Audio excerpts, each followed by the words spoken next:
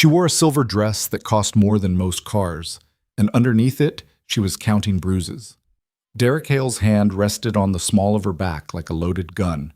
One wrong smile, one wrong word, and she'd pay for it before the valet even pulled the car around. Then a stranger across the ballroom looked at her, really looked, and Lena Marlowe knew, with a terror that tasted like copper, that her life was about to split in half. If you're watching from anywhere in the world, drop your city in the comments, hit that like button, stay to the end, because what Victor Salvatore does next stops a room of 300 people cold. The Peninsula Hotel on East Superior had been built for nights like this one. Marble the color of bone, chandeliers dripping crystal that caught the light and broke it into 1,000 pieces, a string quartet in the corner playing something Vivaldi wrote 3 centuries ago for men who looked exactly like the ones filling the room now. Chicago in late October had a particular bite to it, the kind that came off the lake and slipped through expensive coats like it had a grudge. But inside the ballroom, the air was warm and thick with perfume, and the low murmur of money doing what money does at these things, pretending to be something nobler than itself. Lena Marlowe stood 3 steps inside the entrance and tried to remember how to breathe. The dress was a problem. Derek had picked it out that afternoon, held it up in front of her in the closet of their Gold Coast penthouse and said, "Wear this one, the silver. The gray one makes you look tired." He'd said it the way a man might mention the weather, and she'd nodded because nodding was safer than speaking.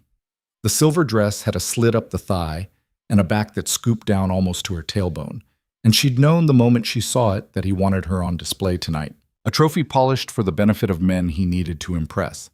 That was fine. She could do that. She'd been doing it for 2 years. The problem was the bruise. It sat on her left shoulder blade, green at the edges and still purple in the center, and the scoop back of the dress showed it off like a signature. She'd tried concealer. She'd tried the heavier foundation the makeup artist on Oak Street kept in her bottom drawer for clients who didn't want to answer questions. It helped. It didn't fix it. In the right light, at the right angle, anyone who was paying attention would see it. Nobody was paying attention. That was the thing about rooms like this. Everyone was too busy watching themselves being watched. "Smile, baby." Derek's voice was at her ear, warm and low and absolutely charming to anyone listening. His hand slid from her waist to the small of her back and pressed, just enough. "You look like you're at a funeral." "Sorry." Her voice came out fine. She'd practiced. "Don't be sorry. Be here. This is a big night for me." "I know." He kissed the side of her temple. To the room it looked tender. His lips pressed just above her ear and his other hand came up to cradle her jaw, and anyone watching would have seen a man in love with his beautiful wife. His thumb, though. His thumb sat on the hinge of her jaw with a specific kind of pressure, and she knew what it meant. It meant behave. It meant I'm watching. It meant we'll talk about this later if you don't fix your face. She smiled. He let her go. "Derek, there you are, you son of a bitch." A man Lena didn't know came barreling through the crowd, red-faced and laughing, with a glass of something brown in his hand. Derek's face transformed in the half-second before the man arrived. Suddenly he was all teeth and warmth, clapping the guy on the shoulder, laughing at a joke that hadn't been told yet. He was good at that. He'd always been good at that. The first 6 months she'd known him, she'd thought the charm was who he actually was. By the time she'd figured out the truth, she'd already moved into his apartment, already given up the lease on her studio in Lincoln Park, already stopped returning her sister's calls because he didn't like how Maya looked at him. "Lena, honey, this is Tom Brennan." Tom, my wife, Lena. She wasn't his wife. They weren't married. He'd started calling her that about a year in front of other people, and she'd stopped correcting him because correcting him wasn't worth what correcting him cost. Tom Brennan's eyes did a slow, openly appreciative drag from her face down to her heels and back up, and he took her hand and held it a beat too long. "Pleasure," he said. His breath was bourbon. "Derek, you lucky bastard. Where'd you find her?" "Art gallery," Derek said. "She was working the front desk. I walked in for a painting and walked out with her." Tom Brennan laughed like this was the funniest thing he'd ever heard. Lena smiled because she'd been smiling through that story for 2 years. She hadn't been working the front desk. She'd been running the gallery. She'd curated 3 of the shows they had up that spring. She'd had a master's from the Art Institute and a reputation starting to build and an apartment she loved, and a sister who called her every Sunday. Derek had walked in on a Tuesday in April and bought a $12,000 oil painting without haggling, and he'd asked her to dinner, and she'd said no. 3 times she'd said no. On the 4th time, he had sent flowers to the gallery so big the delivery guy needed a cart, with a card that said, "Let me apologize in person," and she'd thought, what's the harm? She'd thought he was persistent. She'd thought he was charming. She'd thought a lot of things. "I'm going to get a drink," she said. "Derek, do you want anything?" "Club soda. I'm working tonight." She nodded and stepped away from the 2 men before Tom Brennan could say something else that made her skin crawl. The bar was across the ballroom, on the far wall, and she walked to it carefully because the heels Derek had also picked out were higher than she was used to, and the marble floor was unforgiving. She kept her face composed. She'd gotten good at that too. A woman walking alone across a ballroom in a silver dress with her chin up and her mouth arranged into something approximating pleasant. Nobody looked at her and saw anything other than what they expected to see. Except it turned out, one person did. She felt him before she saw him. It was a strange thing, and later she'd try to explain it to herself and not be able to. It was the back of her neck, the specific feeling of being looked at, the way a deer in a yard knows a second before the dog comes around the corner. She turned her head halfway to the bar, and her eyes went across the room like they were being pulled by a wire, and there he was. He was standing by the tall windows that looked out over Michigan Avenue, alone, holding a glass of something clear. Dark suit, black tie, no jewelry, black hair cut short. He wasn't the biggest man in the room, wasn't even close, but there was a quality about the way he occupied the space around him that made the people near him seem to exist at a slight remove, like he was standing in a pocket of air that belonged to him alone. 2 men in similar dark suits stood maybe 10 feet behind him, not quite looking at him, not quite looking away. And she understood in some back compartment of her brain that those men were his. His eyes were on her, not on her dress, not on her body, on her face. She'd been looked at by a lot of men in the 2 years she'd been with Derek. She'd gotten very good at reading a look. Most men, when they looked at a woman in a silver dress at a gala, the look was about inventory. What she was wearing, how she was wearing it, what they could or couldn't have. This man's look wasn't that. This man's look was the kind of look a surgeon gives an X-ray. He was reading her, reading the tension in her shoulders, the way she was holding her arm a little too close to her side to keep the slit of the dress from opening, the angle of her jaw where Derek's thumb had been. She looked away first. She had to. Her heart was doing something strange in her chest. "What can I get you?" The bartender was a young woman with a neat bun and a sympathetic mouth. "A glass of the Cabernet," Lena said, "and a club soda with lime." Coming up, Lena put both hands on the edge of the bar and stared at the wood grain and counted in her head. 4 in. Hold 7. 8 out. It was a thing her sister Maya had taught her years ago when she used to have panic attacks before job interviews. 4. Hold 7. 8 out. Her pulse slowed. Her hands stopped trembling. She did not look back across the room. She could feel him still looking. "Here you go." The bartender set the drinks down. "You okay, hun?" Lena looked up. The bartender's face was careful. It was the kind of careful a woman's face got when she'd seen a lot of things from behind a lot of bars, and she was offering an opening without making a thing out of it. "I'm fine," Lena said. "Thank you." "Okay." The bartender didn't move away.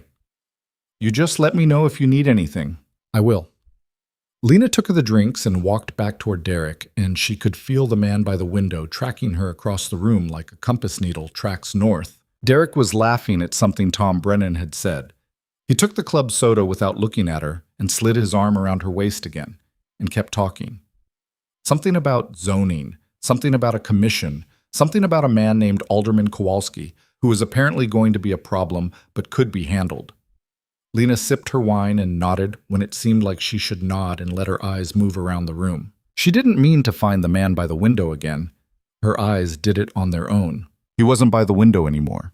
He'd moved. He was in conversation with a gray-haired man she thought she recognized from the business section of the Tribune.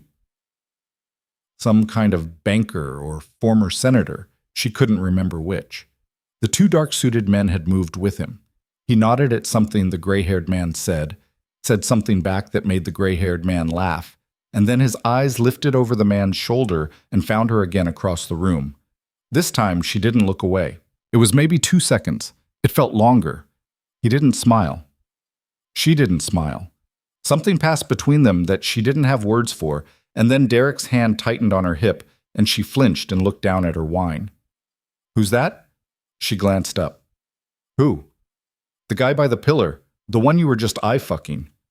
"Derek, don't." His voice had gone flat. He was still smiling at Tom Brennan, still holding his club soda, but the arm around her waist had become a bar of iron. "Don't play dumb with me, Lena. Who is he?" "I don't know him." "You don't know him." "I've never seen him before in my life. I swear to God." Tom Brennan was watching them now, and even through his bourbon haze, he could tell something was off. He cleared his throat. "You know, I'm going to go find my wife. Derek, we'll talk Monday." "Monday," Derek said, still smiling, still not looking at Tom. Tom nodded and escaped. Derek walked her toward the edge of the room. To anyone watching, they looked like a couple stepping aside to have a private moment. His arm around her waist, his head bent close to hers. Very intimate, very charming. His fingers were digging into her hip bone hard enough that she knew there'd be a mark there tomorrow. A small round bruise to match the others. A fingerprint of his ownership. "You want to embarrass me tonight, Lena? In front of these people?" "I wasn't—" "You know who that is?" "I don't. I swear. That's Victor Salvatore." She didn't know the name. She hadn't kept up. Derek kept her world very small. The apartment, the gym, the occasional lunch with one of the wives of his friends. Women she didn't like who didn't like her either. The news she got came filtered through Derek. The only thing she knew about Chicago's underworld was that it existed somewhere beneath the surface of the city like a second circulatory system, and that Derek sometimes did favors for people he wouldn't name and got paid in ways he wouldn't explain. The name Salvatore, though, the way Derek said it, the way the muscle in his jaw jumped when he said it, she understood that this was a name that mattered. This was a name that meant something. "Derek, I don't know who he is. I looked at him because he was looking at me. That's all." "Oh, he was looking at you." "Derek, please." "Don't please me in that voice. I hate that voice." "I'm sorry." "You're sorry." He laughed, soft, dangerous. "You're going to be sorry." She felt the bottom drop out of her stomach. She knew that tone. That was the tone that meant he'd already decided how the rest of the night was going to go. The rest of the night and tomorrow morning, and however long it took him to feel like he'd made his point. She'd learned to read his voice the way sailors learn to read the sky. "Let's get some air," he said. "Come on, you look pale." "I'm fine. Come on." There was a terrace off the east side of the ballroom, closed to guests because of the cold but accessible through a side door the staff used. Derek knew the hotel. He'd done events here before. He steered her toward the side door with his arm still around her waist and a genial smile on his face, and she understood what was about to happen, and there was nothing she could do about it. If she made a scene, he'd make it worse. If she pulled away, he'd make it worse. If she tried to tell someone, anyone, he'd smile at them and tell them his wife had had too much wine and he was just getting her some air, and they'd believe him because he was charming and he was a big donor and she was nobody. And then tomorrow he'd make sure she remembered what had happened the last time she tried to embarrass him. She let herself be steered. They were 5 feet from the side door when a voice behind them said, "Mrs. Hale?" Derek stopped walking. Lena stopped walking. Derek turned first, with a smile already in place. Lena turned a half second after him, and her stomach did something unpleasant, because Victor Salvatore was standing 3 feet away, with his glass of clear liquid still in his hand, and his 2 dark-suited men standing a respectful 10 feet behind him. And he was looking at Derek now, not at her. "I'm sorry," Derek said. "I don't believe we've met." "We haven't." His voice was lower than she'd expected. Lower and quieter. A voice that didn't need to be loud to be heard, because the room had already started to quiet around it. People were noticing now the way a ripple goes through a pond when something heavy drops in. "Victor Salvatore." He extended his hand. Derek shook it. Derek's smile was still in place, but Lena could feel the tension running up his arm through his grip on her waist. "Derek Hale. This is my wife, Lena. We haven't met either." Victor Salvatore's eyes came to hers for a half second and then back to Derek's. "Mr. Hale, I wanted to introduce myself. We have a mutual acquaintance." Do we? Alderman Kowalski. The change in Derek's face was very small and very fast. Lena might not have caught it if she hadn't spent 2 years studying his face for weather patterns. The corner of his mouth did a thing. The skin around his eyes did a thing. For the briefest flicker, he was something other than charming, and then the charming mask slid back into place. Kowalski, sure. Great guy. He speaks highly of you. That's nice to hear. He mentioned you were working on the Kinsey Street project. I am. I'm an investor in a competing bid. I see. I thought we might have coffee next week. Clear the air. I don't like surprises in my city. Derek's hand on Lena's waist had gone cold. Not loose, still clamped, still controlling, but cold. The way a hand goes cold when the blood decides it's needed somewhere else. Sure, Derek said. Coffee. Happy to. Good. Victor Salvatore's eyes moved, and this time they stayed on Lena's face. Mrs. Hale, forgive me. I don't mean to interrupt. You look like you could use some water. I'm fine. You don't look fine. She's fine, Derek said, and his voice had an edge in it now. Thanks for your concern, Mr. Salvatore. We were just getting some air. It's 28 degrees out there, Victor said. She runs warm. Does she? The three of them stood there in a triangle, and the space around them had gone strange and quiet. People had started to drift away without being obvious about it, the way people do when they sense something they don't want to be near. The string quartet was still playing. The chandeliers were still burning. But within a radius of maybe 15 feet, the party had begun to dissolve. Victor's eyes had not left Lena's face. He was reading her again the way he'd read her across the room, reading the tension in her jaw, reading the way she was holding her shoulder, reading the way her breath was coming a little too fast and a little too shallow. She could feel his gaze going over the bruise on her shoulder blade like a finger tracing the edge of it. Mrs. Hale, he said quietly, would you like to sit down? She's fine, Derek said. I wasn't asking you. Lena's throat closed up. She tried to speak and nothing came out. Derek's hand tightened on her waist. It was the kind of grip that was going to leave marks. And she knew he didn't care, that in this moment he was making a calculation about whether to make a scene and deciding it was worth it. Lena, baby, tell the man you're fine. He's embarrassing himself. She opened her mouth. Victor's eyes were on her. 2 seconds passed. 3. I'm fine, she whispered. Good girl. Derek's smile came back. Mr. Salvatore, my wife and I are going to step outside for a minute, and then we're going to enjoy the rest of this beautiful party. I'll call your office about that coffee. Have a good night. Victor didn't move. For what felt like a long time, he didn't move. He stood there with his glass in his hand and his eyes on Lena's face, and she could see something happening behind his eyes, something being decided. The two men behind him hadn't moved either. The quartet played on. Someone across the room laughed, too loud, the way people laugh at parties when they're trying not to notice something. Mrs. Hale, Victor said, I'm going to ask you one more time. Are you all right? She said she was fine, Derek said, and his voice had risen just a fraction, just enough that a few more heads turned. Jesus Christ, man, what part of that isn't landing? We're leaving. Lena, let's go. He pulled her. That was the moment. Later, when she tried to reconstruct it for herself, she'd come back to that exact second. The pull. The small, hard yank of his hand on her waist that moved her half a step toward the side door and rotated her slightly off her heels, and the small, involuntary sound that came out of her throat. Not a word, just a sound, a short, hurt exhalation. And the way Victor Salvatore's face changed. His face didn't do much. That was the thing. A less observant person would have said his face didn't change at all. But something went out of his eyes, and something else came into them. And it was the kind of change a rabbit would understand 2 seconds before a hawk hit it. Take your hand off her, Victor said. Excuse me? Take your hand off her. Now, please. Mr. Salvatore, Derek. Victor's voice had gone very soft. I'm being polite. It's the last time I'm going to be. Derek didn't move his hand. For about 3 seconds, nobody in the triangle moved. Lena's breath had stopped. She could feel Derek's pulse through his grip on her hip, fast and angry. She could see the two dark-suited men behind Victor shift their weight an inch, the way men shift their weight when they are about to be asked to do something. She could see Victor's free hand hanging loose at his side, fingers half curled, absolutely still.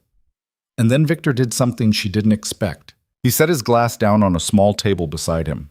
He did it gently, without looking at the table, without breaking eye contact with Derek. He stepped around Derek, not toward him, around him, a smooth sidestep that put him directly in front of Lena, and he looked at her face for one more second, and then he spoke to her like Derek wasn't there.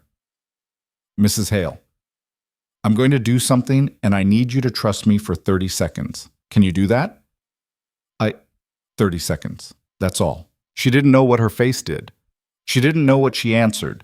Something about her expression must have been enough, because Victor Salvatore reached up with his left hand and cupped the side of her face, and his hand was warm, and his thumb traced along her cheekbone with the kind of tenderness a person uses on something breakable. And then he tilted her chin up and he kissed her. The room stopped. She could feel it stop. 300 people, and the string quartet, and the bartenders, and the waiters with their trays. The entire ballroom took a breath and held it. The kiss wasn't hungry. It wasn't a performance. It was firm and warm, and it lasted maybe 4 seconds. And it said exactly one thing to everyone who was watching, and the thing it said was mine. When he pulled back, his hand was still on her face. He was looking at her, not at Derek. His voice was so quiet she could barely hear it over the pounding of her own blood. I've got you, he said. Nod if you understand me. She nodded. Good. Then he turned to Derek. Derek had gone white. Not pale. White. The specific bloodless white that a face goes when the brain is trying to catch up with a thing that has happened too fast. His hand had fallen off her waist. He was staring at Victor, and at Lena, and at Victor again, and his mouth was opening and closing and nothing was coming out. What? He started. Mr. Hale, Victor said. His voice had gone back to that terrible quiet evenness. You've had a long night. I think you should go home. You kissed my wife. She's not your wife. The silence that followed was the loudest thing in the room. Lena's heart stopped. Victor's eyes stayed on Derek's face, and there was no particular expression in them, just a patient, waiting stillness that was somehow worse than any anger would have been. I did my homework before I came over here, Victor said. You two aren't married. You never filed. You call her your wife because it makes you comfortable.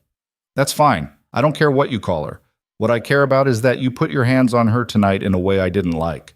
And before that, I'd bet in ways I'd like even less. Is that about right? You don't know a goddamn thing about her shoulder, Derek. What? Her left shoulder. The bruise. I can see it from here. Everyone in this room can see it. Everyone's been pretending they can't because it's easier. I'm not going to pretend. Derek's jaw worked. His eyes darted around the room, and Lena saw him see, what Victor had already made sure of. People had stopped pretending not to watch. Tom Brennan was staring. A woman Lena didn't know had a hand over her mouth. The gray-haired man from before was watching with an expression of cold interest. The two dark-suited men had shifted again, and now they were standing just slightly closer, and the space around the triangle had widened, like a crowd around a fire. I don't know what you think you saw, Derek said, and his voice had an ugly edge now. But you just made a mistake, Salvatore. You just made a very big mistake. You know who my friends are. I know exactly who your friends are.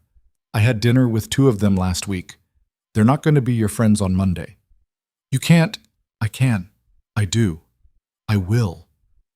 Victor's hand came up again, and this time it settled on Lena's lower back, not gripping, just resting there.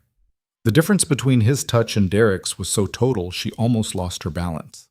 Mrs. Marlowe, and that's what I'm going to call her because that's her name, is going to leave here with me tonight. She's going to collect her things from your apartment tomorrow, with people I'm going to send. You are not going to be there. You are not going to call her. You are not going to text her. You are not going to drive past her. If you do, I'll know. And then we won't be having a conversation like this one. Do you understand me? You're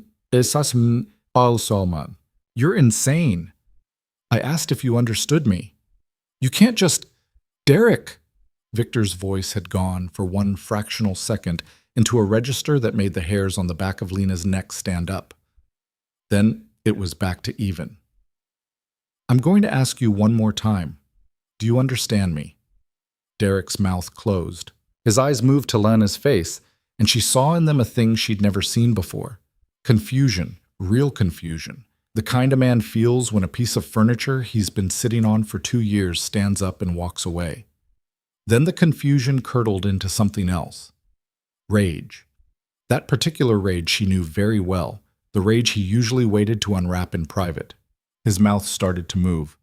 "Don't," Lena said. It came out louder than she'd meant. Her voice cracked on the word, but the word was clear, and it was the first word she'd spoken of her own free will in what felt like an hour. "Don't say anything, Derek. Please." He stared at her. "Lena, I'll come get my things tomorrow." "Lena, baby, stop calling me that." She didn't recognize her own voice. It was coming out of her chest from somewhere she hadn't known still existed. Victor's hand on her back was very still.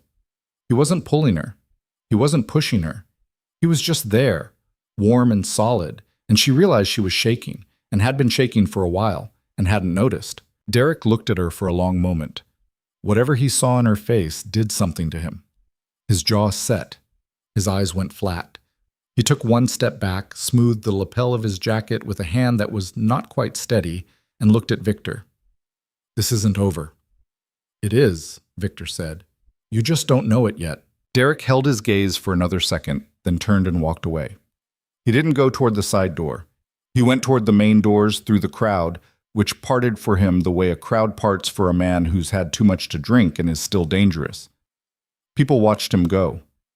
The quartet picked up again tentatively, a few bars behind where it should have been. The murmur of conversation began to reassemble itself, quieter now, different in shape.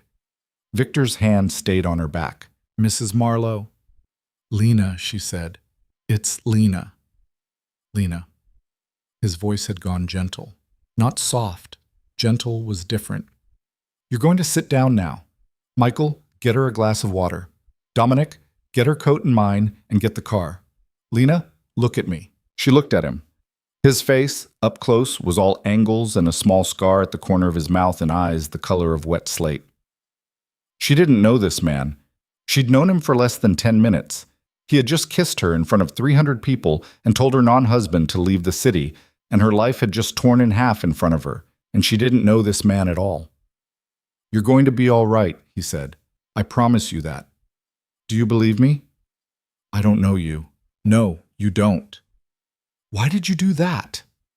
He didn't answer right away. He looked at her face for another second, and something complicated moved behind his eyes, and whatever it was, he didn't share it. "Because," he said finally, "I watched you walk across this room, and nobody else in this room saw you, and I'm not in the habit of letting a thing like that happen." He didn't smile. She didn't smile. The quartet was playing something quieter now, something she didn't recognize. Her shoulder hurt. Her hip hurt. Her throat hurt from holding in a sound she hadn't known she was holding in. One of the dark-suited men came back with a glass of water. Victor took it and put it in her hand was shaking so badly she nearly dropped it, and he steadied her wrist with 2 fingers and waited, and she drank. The other man came back with a coat. Not hers. A man's coat, long and dark and heavy, and Victor put it over her shoulders without asking. "The car's outside," he said. "Are you ready?" She wasn't ready. She hadn't been ready for any of this. She looked around the ballroom one more time, at the marble, and the chandeliers, and the 300 faces that were still now, mostly pretending not to watch her, and she thought about the apartment on the Gold Coast with her clothes in the closet, and her books on the shelf, and the small, careful life she'd built inside the shape of another person's cage. "Yes," she said. He offered his arm. She took it. They walked out of the Peninsula Hotel together, and the valet had the car already idling at the curb, a long black sedan with another driver at the wheel, and the October cold off Lake Michigan hit her face like water, and she understood, with the same terror she'd felt an hour ago, that her life was about to split in half. It already had. The sedan pulled away from the peninsula and merged onto Michigan Avenue, and Lena Marlowe sat in the back seat with a stranger's coat over her shoulders and her hands folded in her lap so they wouldn't shake so visibly. The city slid past the tinted window in streaks of red and gold. The driver didn't speak. Victor Salvatore sat on the bench seat across from her, not beside her. She noticed that, and was grateful for it in a way she didn't have words for. And he didn't speak either. The only sound in the car was the hum of the tires on cold pavement and the faint, distant pulse of her own heartbeat inside her ears. She didn't know where they were going. She hadn't asked.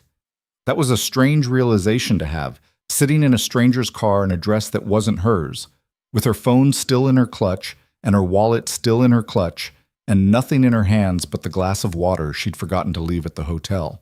She looked down at the glass. There was still water in it. Her knuckles were white around the stem. "You can put that down," Victor said quietly. "There's a holder in the door." She set the glass into the little cup holder by the window. Her hand didn't quite want to let go of it. "I don't know where we're going. My house in Lincoln Park. It's maybe 20 minutes in this traffic. You'll have a room to yourself, a door that locks from the inside. A phone if you want to call anyone. There's a woman who works for me, her name is Rosa, who's going to meet us there. She'll help you with whatever you need tonight. I won't be on the same floor as you. I won't knock on your door. Nothing is going to happen tonight except you sleeping in a bed where no one can touch you. Is that clear?" She nodded. Her throat was doing the thing where it closed up when she tried to speak. "I need to hear you say yes or no, Lena." "Yes." It came out thin. "That's clear." "Okay." He leaned back against the seat. In the passing light from the street lamps, his face went from shadow to shadow. "You can ask me anything you want to ask me. Or you cannot say anything for the rest of the drive. Either is fine." She watched the city go by. Wacker Drive, then on to Lake Shore. The lake was a slab of black off to the right, invisible except for the lights of a freighter somewhere out on the water, tiny and very far away. She thought about the apartment on the Gold Coast, her sister Maya's phone number, which she still remembered even though she hadn't dialed it in almost a year. The book on her nightstand, a novel she'd been reading in 15-minute increments between Derek's moods. A pair of earrings her mother had left her, and a little ceramic dish on the dresser. "My things," she said. "Tomorrow." "My sister. I need to call my sister." "You can call her tonight, from the house." He'll go after her. Victor was quiet for a second. "Where does she live?" "Oak Park." "She's a teacher, 3rd grade. She has a husband and a little boy. And Derek met her one time, 2 years ago, and he didn't like her, and..." The words were coming faster now, out of order. "And he said things to me about her afterwards, things he'd do if I ever called her, and I stopped calling her. I just stopped, and she's going to be angry with me. She's going to be so angry with me. Lena. She's going to think I chose him over her. Lena, look at me." She looked at him. His face in the shifting light was very still. "Your sister is safe tonight. I'll have someone on her street before we get to the house. Not in her house, not bothering her. On her street. Just until I know what Derek's next move is going to be. You're going to call her when we get inside, and you're going to tell her what you want to tell her. And if she's angry, that's her right, and you can deal with that tomorrow. Tonight, she's safe. You're safe. That's all that has to be true tonight. Why are you doing this?" "I told you at the hotel."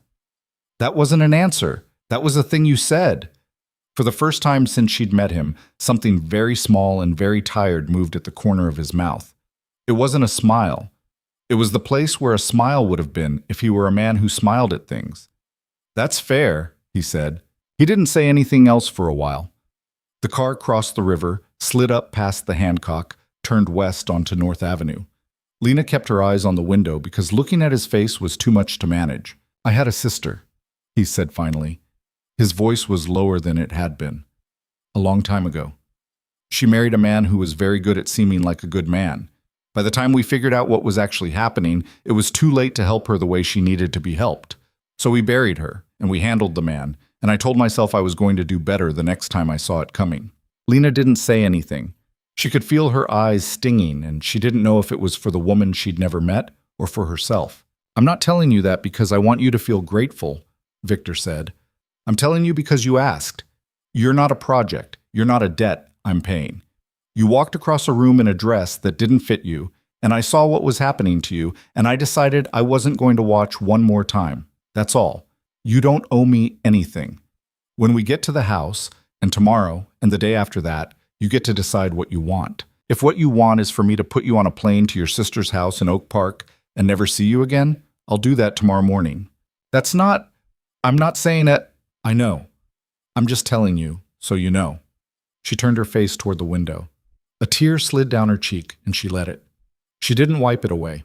She'd spent 2 years wiping tears away fast so Derek wouldn't see them, and she was so tired of it she could have put her head down on the car seat and slept for a week. The house was on a quiet street off Dickens, set back behind a wrought iron gate that swung open when the driver pulled up to it. The driveway was short and lined with old elms. The house itself was brick, 3 stories, with wide stone steps up to a heavy black door. The kind of house that had been built around the turn of the last century for a family with a name. There were lights on in the front windows, warm yellow, soft.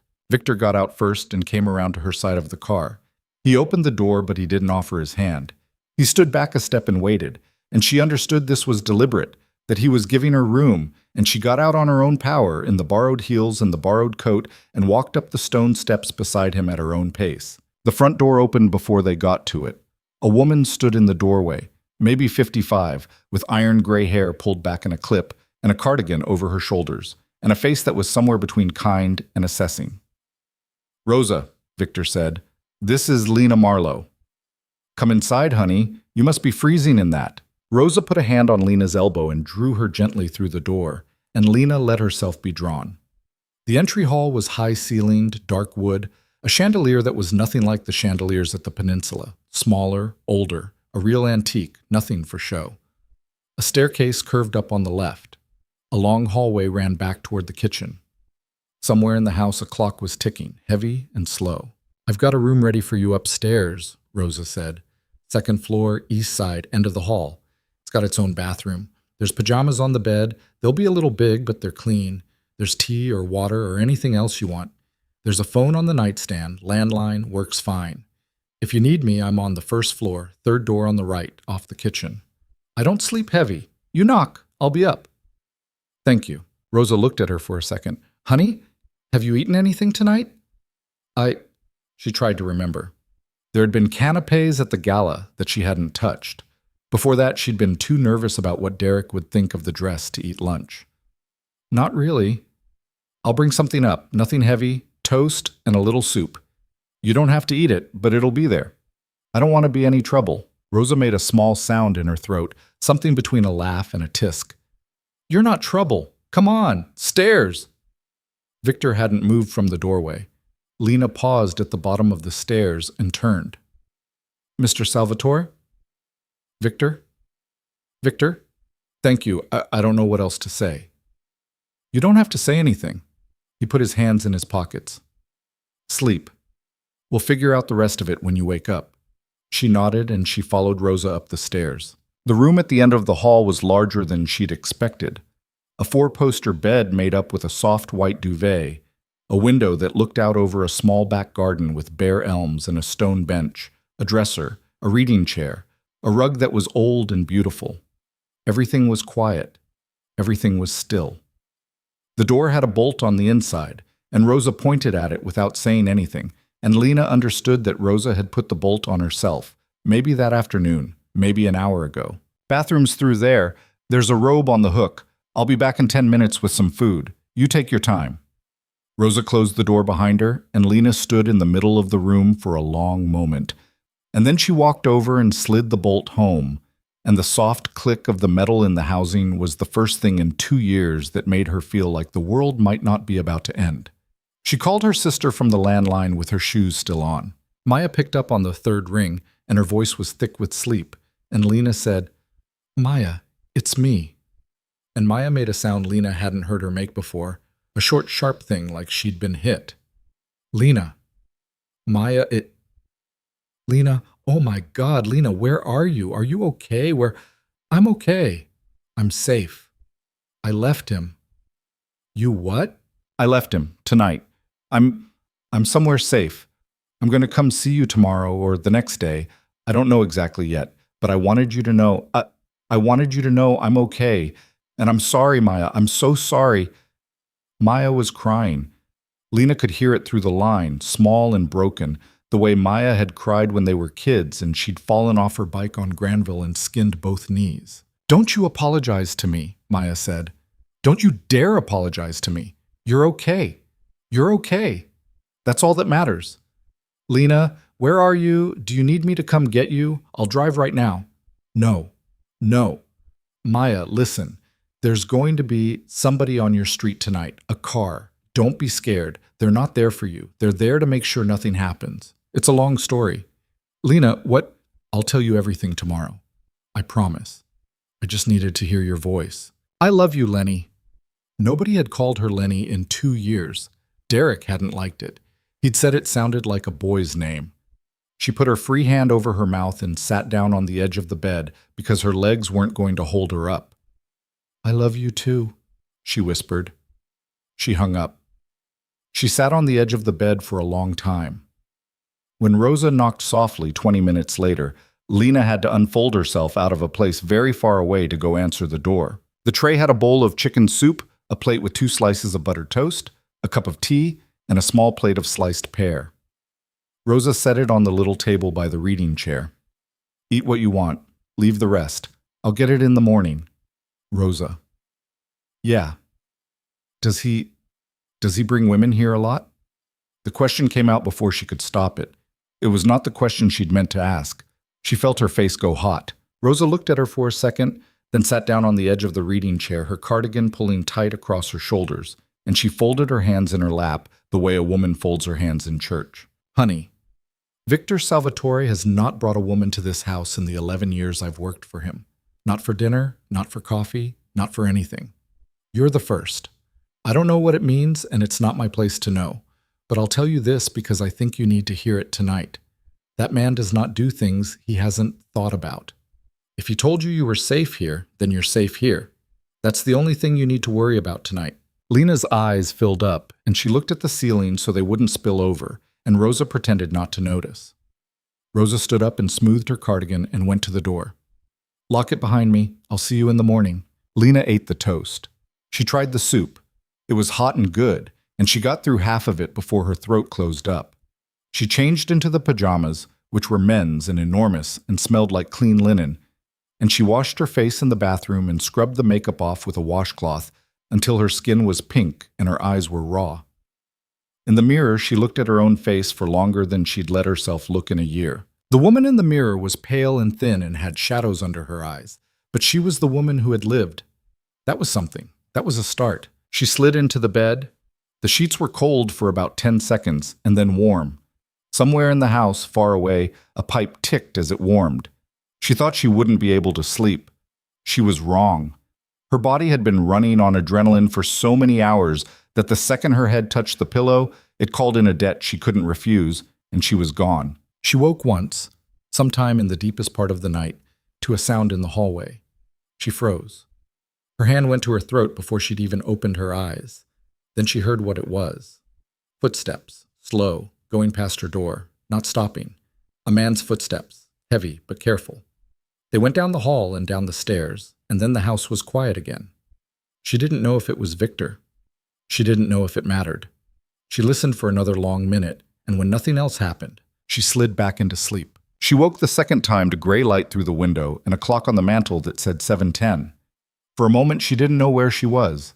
Then she did, and the memory of the night before slammed into her, all of it at once. The dress, the kiss, the car. Derek's face going white, Maya crying on the phone. And she lay there under the duvet and let it come. And when it was done, she got out of bed. The clothes from the night before were gone. In their place, folded on the reading chair, were jeans, a soft gray sweater, a pair of flats, and a set of underwear with the tag still on. A note in a woman's handwriting sat on top. Rough guess on sizes. Coffee downstairs when you're ready. R. Lena stood in the middle of the room and held the note. And it was such a small kindness, so specific, so practical, that she had to sit down on the edge of the bed again. She got dressed. The jeans fit. The sweater was a little long in the sleeves, which was fine. She put her hair up. In the bathroom mirror, she looked like a person, a slightly hollow-eyed person, but a person. She took a breath. She went downstairs. The kitchen was at the back of the house, a long, narrow room with a window over the sink that looked onto the garden. Rosa was at the stove, and a man was sitting at the big oak table with a cup of coffee in front of him and a newspaper folded by his elbow. Not Victor. One of the dark-suited men from the night before, in a sweater and jeans now, looking less terrifying and more like a guy at a diner. He stood up when she came in. "Ma'am, Michael, we met last night, sort of." Michael. "Hi. Victor's in the study. He asked me to let you know whenever you were ready. No rush." "Thanks." Rosa turned around with a plate in her hand. Sit. Eggs, toast, coffee. Lena sat. The coffee was very good. The eggs were better. She ate half the plate before she realized she was hungry, and she slowed down and ate the rest more carefully. Michael sat across from her and read his newspaper and didn't look at her more than he had to. Rosa puttered at the sink. The clock on the wall ticked. "Ma'am," Michael said after a while, "your sister called the house at 6:30. I took the message. She's fine. She wanted you to know she's taking a personal day and she's staying home with the baby. She said to call her when you wake up. I've got the number written down here." He slid a piece of paper across the table. Lena folded it into her palm. "Thank you." "Sure." "Michael, can I ask, were you at her house last night?" "Me? No. Dominic went. He's still there. She doesn't know he's there. He's parked 2 houses down, and he'll be there until we know more." "Okay." She looked at her coffee. "Okay." When she'd finished, Rosa pointed her down a hallway off the kitchen, and at the end of the hallway was a pair of tall doors, and one of the doors was open. Lena stopped outside it and knocked anyway. "Come in." The study was a room for a man who read. Books on 3 walls, floor to ceiling, with a ladder on a rail. A big desk by the window stacked with papers and a laptop. A fireplace with a low fire in it. 2 leather armchairs by the fireplace, and Victor Salvatore in one of them, in jeans and a dark blue Henley, reading glasses on, looking over a folder of what looked like contracts. He set the folder down when she came in and took the glasses off, and he stood up. "Lena, good morning. Did you sleep?" "A little." "Sit, please." She sat in the armchair across from his. The fire was warm. Through the window she could see the back garden, the same bare elms she'd looked at from her bedroom, and a cardinal on the stone bench, bright red against the gray morning. "I'll be quick," Victor said. "You have things you need to decide, and I don't want to waste your time. So, here's what's happened, and what I'd like to do, and then you tell me what you want." "Okay." "Last night, after we left the hotel, Derek went back to the apartment. He was drunk when he got there. He threw some things around. He sent you 4 voicemails and 31 text messages. I had the messages read. You don't need to read them. They escalate from apology to threat in about 40 minutes, which is about standard. I'd like your permission to have the phone replaced and have your number changed this morning. Yes or no?" "Yes." "Good." "Second, your things. There's a crew I use for this, 3 women, 1 man. All of them are good and fast and careful. They'll go to the apartment at 10. Derek won't be there. He's currently in a meeting across town he can't get out of, which I arranged. They'll pack everything of yours and bring it here. Clothes, books, personal items, anything with your name on it. If there's something specific you want, tell me now. If there's something you don't want, tell me now." "There's a dish off the dresser, ceramic, white with a blue edge. My mother's earrings are in it." "Got it." "A novel on the nightstand. I don't remember the title. It has a blue cover." "Okay." "The rest, I don't care. I don't want most of it. Whatever was his, whatever he bought me, I don't—" Her voice caught. "I don't want to see it." "Understood. We'll bring the essentials and leave the rest." "Thank you." Third, Derek himself. He has, as of this morning, lost the Kinsey Street project, which was worth about $4 million to him personally. He has lost 3 of the 5 board seats he sat on. By the end of the week, he won't have a firm. By the end of the month, he won't have a condo. None of this is your problem. I mention it so you know what's happening in his life. Because when a man like that starts losing, he becomes unpredictable, and we have to plan around that. You did all that already? Some of it. The rest is in motion. He's not a difficult man to dismantle. He doesn't have friends. He has people who tolerated him because he was useful. He's not useful anymore. She stared at him. The cardinal on the bench hopped once and flew away. Fourth, Victor said, and this is the one where I want you to tell me what you want. A report has been filed with the police, anonymously, about a pattern of abuse. They're going to want to talk to you. You don't have to cooperate. You don't have to press charges. That's entirely your decision. If you want to walk away from all of it and never see him or a courtroom again, I can make that happen. If you want to put him in prison, I can help with that too. It's your call. She was quiet for a long time. I don't know, she said finally. I don't know what I want. That's a fair answer. Is it? I feel like I should know. You were in the same room with that man 12 hours ago. If you knew what you wanted right now, I'd be worried about you. Take your time. You have some. She looked down at her hands. Her nails were chipped under the polish. She'd been chewing them in her sleep, apparently. She didn't remember doing it. Can I ask you something? Anything. Last night, at the hotel, when you kissed me. She felt her face warm and pushed through it. You said you'd made a decision before you came over. You said you weren't going to watch again. Yes. Did you know, before, that Derek was that he was like that, with me? Victor set the folder he'd been holding down on the little table between them. He folded his hands in his lap and he looked at her very steadily. I knew Derek Hale was a bad man. I knew that before last night. I'd been collecting information on him for about 6 weeks because he'd gotten involved with a piece of property that my people had an interest in. And when I looked at him, I didn't like what I saw. I didn't know you existed until last night. I saw you walk in, and I saw how he was holding you, and I watched you for about 20 minutes before I decided what to do. I would have made a move on him this week either way. It would have been cleaner and slower. What I did last night was faster and louder, and I did it in front of 300 people because I wanted it to be on record, in front of witnesses, where he couldn't deny it and couldn't walk it back and couldn't get you alone later. The kiss. The kiss was a tool. I'm not going to lie to you about that. I needed to put a flag on you in that room in a way that every person there would understand and remember. A handshake wouldn't have done it. A word wouldn't have done it. What I did would do it, and it did. I'm sorry if it was more than you wanted. You didn't get to choose, and that's not nothing, and I've been thinking about it since last night. It's fine. It's not fine. I did it without asking. I'm not going to pretend it was fine. I said, I heard you. I'm telling you anyway. The next thing I do that involves you, I'll ask first. That's a thing I'm promising you, not a thing I'm asking you to agree to. She looked at him. He didn't look away.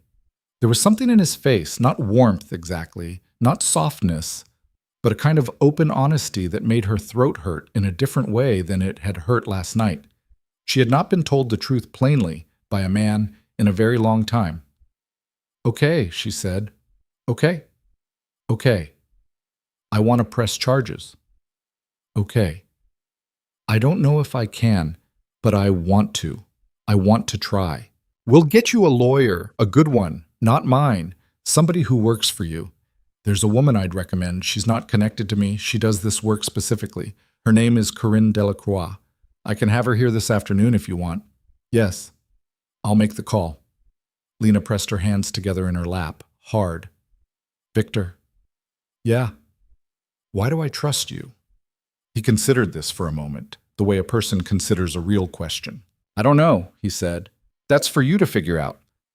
I'd say don't, entirely, yet. Trust is a thing that gets earned. I'll try to earn it. Some of what I've done in my life you would not admire if you knew about it. I'm not going to pretend to be a man I'm not, but the specific thing I told you last night, that you're safe here and that no one will touch you, that is true. That will stay true. Okay. You want some more coffee? Yeah. He got up and went to a sideboard by the window where there was a French press and 2 cups, and he poured her a fresh one and handed it to her, and his fingers brushed hers when he passed the cup, and she didn't flinch, and she noticed that she didn't flinch, and she held that small fact in her chest like a lit match. They sat by the fire for another half hour. He didn't push. He asked a few small questions about her sister, about her nephew's name, about whether she was cold, and she answered them, and when she went quiet, he let her be quiet. Once she almost cried, and he pretended to be very interested in the fire until she had herself back. When his phone buzzed on the side table, he glanced at it, frowned, and didn't pick it up. Problem? She said. Nothing you need to think about. Derek?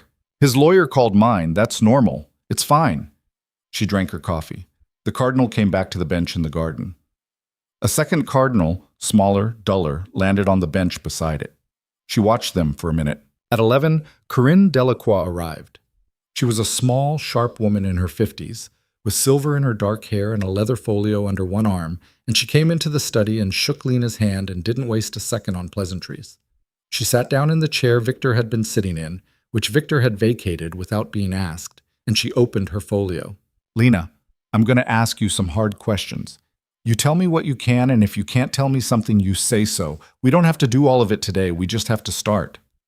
Okay. Victor, get out. Going. He left the study and closed the door behind him, and Lena was alone with Corinne Delacroix and a fire and a notepad, and the small, sharp woman looked at her across the space between the armchairs and said, "Let's start with the first time he hit you. It took 2 hours." Lena cried twice. Corinne handed her tissues without commenting. She did not touch her, did not say it's okay, did not say you're so brave. She asked precise questions and wrote precise answers. When they got to the worst of it, Corinne's face didn't change, and that was somehow exactly what Lena needed, to say a thing out loud and have it not shock the room. By the time they stopped, it was past 1 in the afternoon, and there was a fresh pot of coffee on the side table that Rosa had brought in without either of them noticing. "Okay," Corinne said. She closed the folio. "I have enough to start. I'll be back tomorrow. We'll keep going. In the meantime, don't talk to anyone else about any of this. Not the police yet, not your sister, not anyone. If Derek calls you from a blocked number, and he will, don't answer. Don't read his texts. If you feel yourself wanting to, call me first. That's my cell." She passed Lena a card. "One more thing." Corinne's voice softened, just a fraction. "You were not crazy. Everything you just told me, I've heard variations of it 100 times. You were not unique, you were not stupid, you were not weak. You were in a situation that was designed to make you doubt yourself. It worked on you because it works on everyone. You understand me?" "I understand." "Good." Corinne stood up. "I'll see you tomorrow." She left. Lena sat in the chair for a long time by herself. The fire had died down. Rosa came in at some point and built it back up without speaking, and left. Lena closed her eyes. When she opened them, Victor was in the doorway. He didn't come in. He was leaning against the frame with his arms crossed, and his face was unreadable, and he was looking at her the way a man looks at something he's trying not to look at too directly. "You hungry?" he said. "No." "You should eat." "I know." He came in then, and sat down in the other chair, and they didn't speak for a while. Outside the window, the day was darkening early, the way it did in late October, the light going blue at the edges. "My things," Lena said, "upstairs, in your room. The dish with the earrings is on the dresser. The novel is on the nightstand. The rest is in boxes. You can go through them when you want, or not at all." "Thank you." "You don't have to thank me for that." "I know. I'm going to anyway." He almost smiled. It was the closest to a smile she'd seen on him. "Victor." "Yeah. What happens now?" He thought about it. He rubbed his jaw with the back of his knuckles. "Now you stay here, as long as you want. You work with Corinne, you talk to your sister, you sleep, you eat. You remember what your life looked like before it stopped being yours, and you figure out what parts of it you want back and what parts you don't. Derek doesn't come near you. That's not a promise I can make about the whole world, but it's a promise I can make about that specific thing. He's going to try. He's going to get worse before he gets better. I'm going to handle it. You're going to be okay. And you?" He looked at her. "What about me? What do you want from this? From me?" He was quiet for a long moment. "Right now," he said, "nothing. That's the truth. Right now I want you to sleep and eat and talk to your sister and work with Corinne and be somewhere where nothing is going to happen to you that you don't want to happen. What I want long term is not a question that's on the table today. It might never be on the table. That's not up to me. Why isn't it up to you? Because you've had 2 years of being told what you wanted by a man. You don't need another one. Whatever this becomes or doesn't become, you're going to decide it. Not me. That's the only way it works." She looked at the fire. She thought about the ballroom, the moment before he'd crossed the room to her, the moment when she'd understood she was trapped and there was no way out. She thought about the look on his face when he'd said, "Take your hand off her." She thought about the kiss, which she had not let herself think about all day, and which had been there at the edge of her mind the entire day. "Okay," she said. "Okay." The fire popped. A log settled. Outside, the first flakes of the season's first snow began to fall past the window, small and slow, catching the light from the room. Lena watched them come down for a long time, and Victor watched her watching, and neither of them spoke. And somewhere deep under the floors of the big old house, a pipe ticked once and went still. The snow kept falling all night, and by morning, Chicago was soft around the edges in a way it almost never was. Lena woke to the strange gray quiet of a city muffled under its first snowfall, and for a moment, before her brain caught up, she forgot where she was. Then she saw the four-poster bed and the reading chair, and the neat stack of boxes in the corner that held what was left of her life.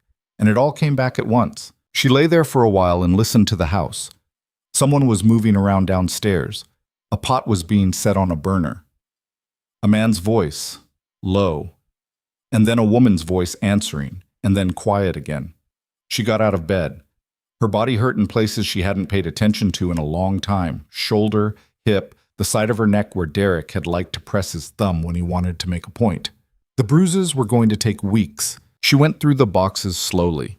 It was strange work, like opening someone else's mail.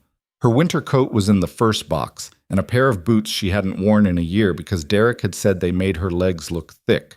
Her books were in the second box, arranged in no particular order by the women who'd packed them. She found her copy of East of Eden, which her mother had given her when she'd graduated from college, and she held it against her chest for a minute without meaning to. The third box was the one that made her sit down on the floor. Photo albums. Old ones, from before Derek. Pictures of Maya and her as kids. Pictures of their parents on a vacation in Door County. Pictures of Lena's graduation. Pictures from a trip she and her college roommate had taken to Seattle the summer they were 23. She had not looked at these pictures in 2 years. Derek had found one of them on her phone early on, a picture of her and an old boyfriend from before she'd even met him. And he'd broken her phone against the kitchen counter and then spent the rest of the night crying and apologizing. She'd stopped keeping photos after that. She got through one album before she had to stop. When she came downstairs, Rosa was at the stove and Michael was at the table with another newspaper. And there was a second man at the table she hadn't met before. Younger than Michael, maybe late 20s, red hair, freckles, a face that looked like it belonged to a kid from an Irish neighborhood who played hockey on weekends. "Ma'am," he said, standing up. "Tommy, I'm with Dominic on your sister's detail. He sent me over to check in. Is Maya okay?" "Yes, ma'am. Everything's quiet. She went to the grocery store this morning with the baby. Nobody followed her. Nobody was watching the house last night that we saw. She's fine." "Thank you." "My pleasure, ma'am." "Please stop calling me ma'am. I'm 31. Tommy grinned. It transformed his face. "Yes, ma'am. Sorry. Habit." Rosa put a plate of French toast in front of her and a pot of coffee in the middle of the table, and Lena ate, and Michael turned the page of his newspaper, and Tommy pretended to read the sports section while sneaking looks at her that she could feel without meeting his eyes. Not in a creepy way. In the way a young man looks at a woman he has been told he is responsible for and is trying to make sure is all right. Victor came into the kitchen at 8:30. He was in a dark suit again, a different one, charcoal, no tie, and he had a coat over his arm and keys in his hand. He stopped when he saw her. "Good morning." "Good morning. I have to be downtown most of the day. Corinne is coming at 10. If you need anything, Rosa has my number. Michael stays here with you. Tommy's going back to your sister's. If anything goes sideways, you call me, not anyone else. I have to be in a meeting at 10:30 that I can't step out of, but after that, I'm reachable." "Okay. There's a woman from the police department coming at 2. Detective named Amani Brooks. She's not on our side or Derek's side. She's on her own side, which is the right side. Corinne's going to be here for that meeting. You don't have to say anything you don't want to. You can stop at any time. Is that clear?" "Yes." He looked at her for a second, the way he had last night. The look that was trying not to look too directly, and then he nodded once and turned to go. "Victor." He stopped. "Thank you for the boxes." "Don't thank me for the boxes. I'm going to thank you for the boxes." The corner of his mouth did the thing again. He left. The front door closed. A car started up in the driveway and pulled away. Rosa put another slice of French toast on Lena's plate without asking. Corinne arrived at 10 exactly, and they worked until noon in the study. Corinne asked more questions. She was gentler today, in a way that Lena understood was deliberate. She had been doing the hard surgery yesterday and was letting the wound rest a little today. They talked about the timeline of the worst incidents. They talked about what the police would ask. Corinne wrote things down. When they were finished, Corinne closed the folio and set it aside, and she looked at Lena with her head slightly tilted. "How are you sleeping?" "All right, considering." The bruises. Healing. He's been calling my office since 7 this morning. Lena's stomach dropped. Derek? His lawyer. They're trying to get ahead of the charges, offering to make it go away quietly. A settlement, a non-disclosure, you leave the city, everybody moves on. How much? $200,000 and a one-bedroom apartment in Phoenix. It's insulting. I wasn't going to mention it, except that you should know these offers exist. So when Derek tries to run something past you directly, and he will, at some point, he'll try, you'll recognize what's happening. Is he going to come here? No, he's not that stupid. He knows what's on the other side of the door. He's going to come at you through other people. Your sister, probably, at some point. An old friend. Somebody from his side who'll call and say he's desperate, he's sorry, he's going to hurt himself. He just wants to talk once, for closure. That's the script. You don't have to take that call. You don't owe him closure. You don't owe him an explanation. You don't owe him anything. Hear me? I hear you. Corinne stood up. I'm going to get some air before the detective gets here. You want to come? They walked once around the block. The snow was powder light on the sidewalks. An old man was shoveling his front walk 2 houses down, working slowly, stopping to breathe. A dog on a leash sniffed at a mailbox and barked politely at them as they passed, and Corinne crouched down to scratch its ears. And Lena stood on the sidewalk with her hands in the pockets of her borrowed coat and looked at the brownstones lining the quiet street and thought about how strange it was to be walking around on a Tuesday morning, not being afraid. Detective Imani Brooks arrived at 2. She was a tall black woman in her 40s, in a dark coat and practical boots, with a small silver cross at her throat and a face that had seen a lot. She came into the study with a notebook and a travel cup of coffee and a handshake that was neither too firm nor too soft. Corinne introduced them. Rosa brought a tray of coffee and tea and left them alone. Ms. Marlowe, Detective Brooks said, before we start, are you here of your own free will? Yes. Has anyone in this house told you what to say or pressured you in any way about anything that's happened to you? No. Do you understand that anything you tell me today is going to be part of an investigation and that I'm going to have to follow up on it regardless of whether you later change your mind? I understand. Okay. Detective Brooks opened her notebook. Tell me what happened, Lena told her. It took an hour and a half. Corinne interjected a few times with legal clarifications. Detective Brooks took notes without looking up, and when Lena got to the hard parts, the detective's pen slowed, and once Lena saw her jaw tighten, but her voice, when she asked her next question, was exactly as level as it had been before. When they were finished, Detective Brooks closed the notebook and set it in her lap. Ms. Marlowe, I'm going to be straight with you. The case I can build from what you've told me today is a good one. Between your statement, the medical records your lawyer is going to pull, and the witnesses from Saturday night at the Peninsula, we have enough to arrest and charge. Do I have your cooperation? Yes. Good. I need to ask you about Mr. Salvatore. Okay. You understand that his involvement in your situation is unusual, and that the department has an interest in understanding the nature of your relationship with him. Not to hurt you, to protect the case. If it comes out in court that you're romantically involved with a man like Victor Salvatore, the defense is going to use that. They'll say he orchestrated all of this. They'll say you're lying on his behalf. So I need to know, from you, today, what your relationship is. Lena opened her mouth and closed it. She looked at Corinne. Corinne's face was neutral. I met him 4 days ago, Lena said, at the gala on Saturday night. Before that, I'd never seen him. He knew about me because he'd been looking at Derek for a business reason, but he didn't know me personally. He brought me here that night because I didn't have anywhere else to go, and because he didn't think Derek would let me leave if I tried to go anywhere else. I'm staying here because it's safe. That's it. That's the relationship. You haven't been intimate with him. No. The word came out fast. She felt her face go warm. No. He kissed me once, in front of everyone at the gala, to make a point to Derek. That's it. Nothing else. Detective Brooks wrote something down. And his people. The ones staying at your sister's house.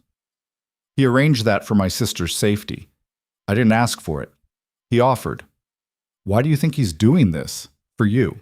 Lena was quiet for a long moment. She had been thinking about this question in different forms for 4 days. He told me, Jose, she said. His sister was in a situation like mine a long time ago, and they didn't get to her in time. I think that's most of it. I don't think there's a thing he wants from me that he's holding back. If there is, he hasn't shown it to me. He's been very clear about what this is and isn't. He told me the night I got here that if I wanted to be put on a plane to my sister's this morning, he'd put me on a plane. He's said nothing to me since then that I'd call romantic. He's been a landlord and a protector and nothing else. That's what I can tell you. But simsam tishwus. Detective Brooks looked at her for a long moment. Then she nodded. Okay, that helps. The defense is still going to try to make something of it, but with what you've just told me and with your own statement, we can get ahead of it. One more thing. Mr. Salvatore has a file with us. I'm sure you've figured that out. Nothing's ever stuck, which tells you something about him and also something about the city. I'm not going to lie to you and say he's a choir boy. What I'll tell you is that as long as he keeps doing what he's doing, which is keeping you alive and cooperating with us, I don't have a problem with him this week. If that changes, you'll be the first to know. Thank you. Detective Brooks stood up. I'll be in touch tomorrow. In the meantime, stay inside. Don't answer numbers you don't know. If Derek shows up at this house, which I don't think he will, you call 911 first and then you call me. Not the other way around. She left. Corinne saw her out and came back to the study and sat down and blew out a long breath. That went as well as it was going to, she said. Brooks is good.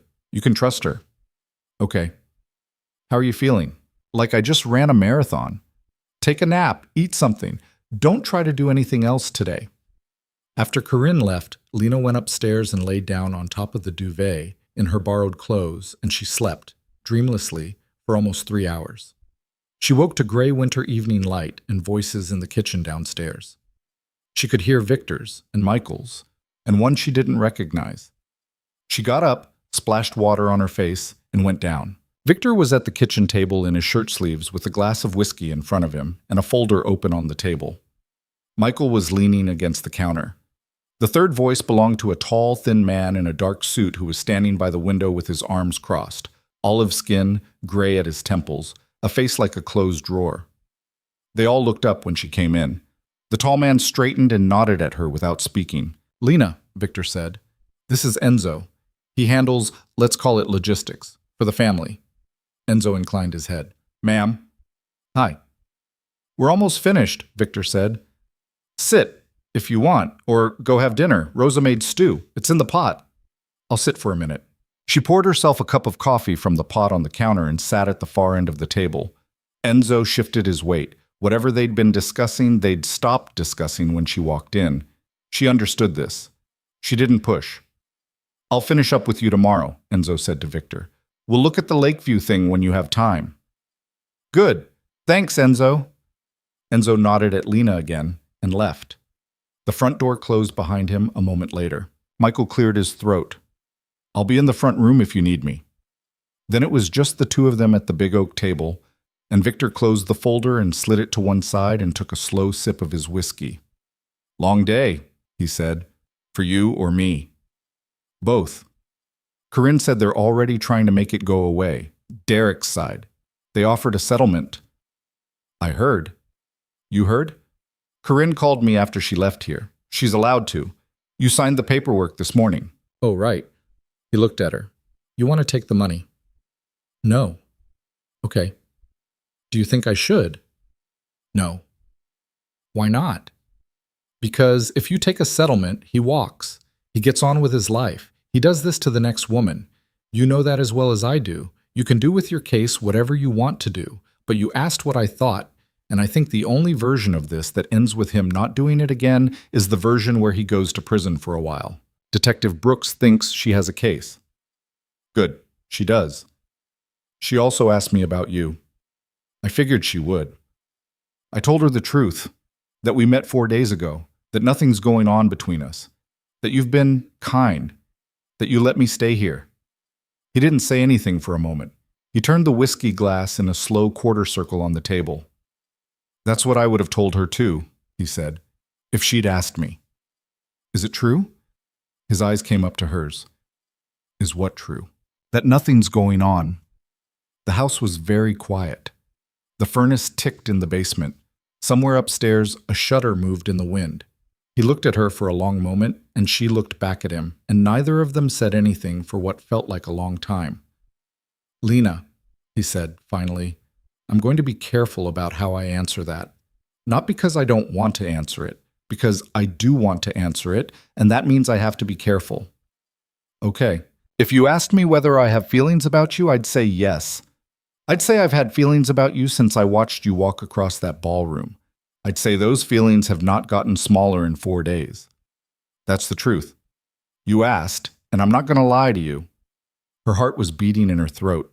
She drank coffee so she'd have something to do with her hands. "But he said, the situation you're in right now is not a situation where anything is going to happen with those feelings. You have been in a very specific kind of hell for 2 years.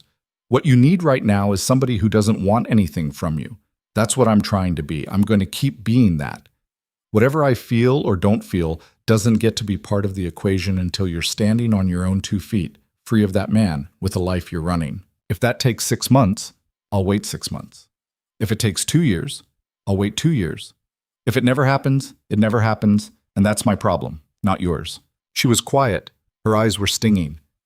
"You're telling me this now? You asked me now. You could have lied." "Yeah, I could have.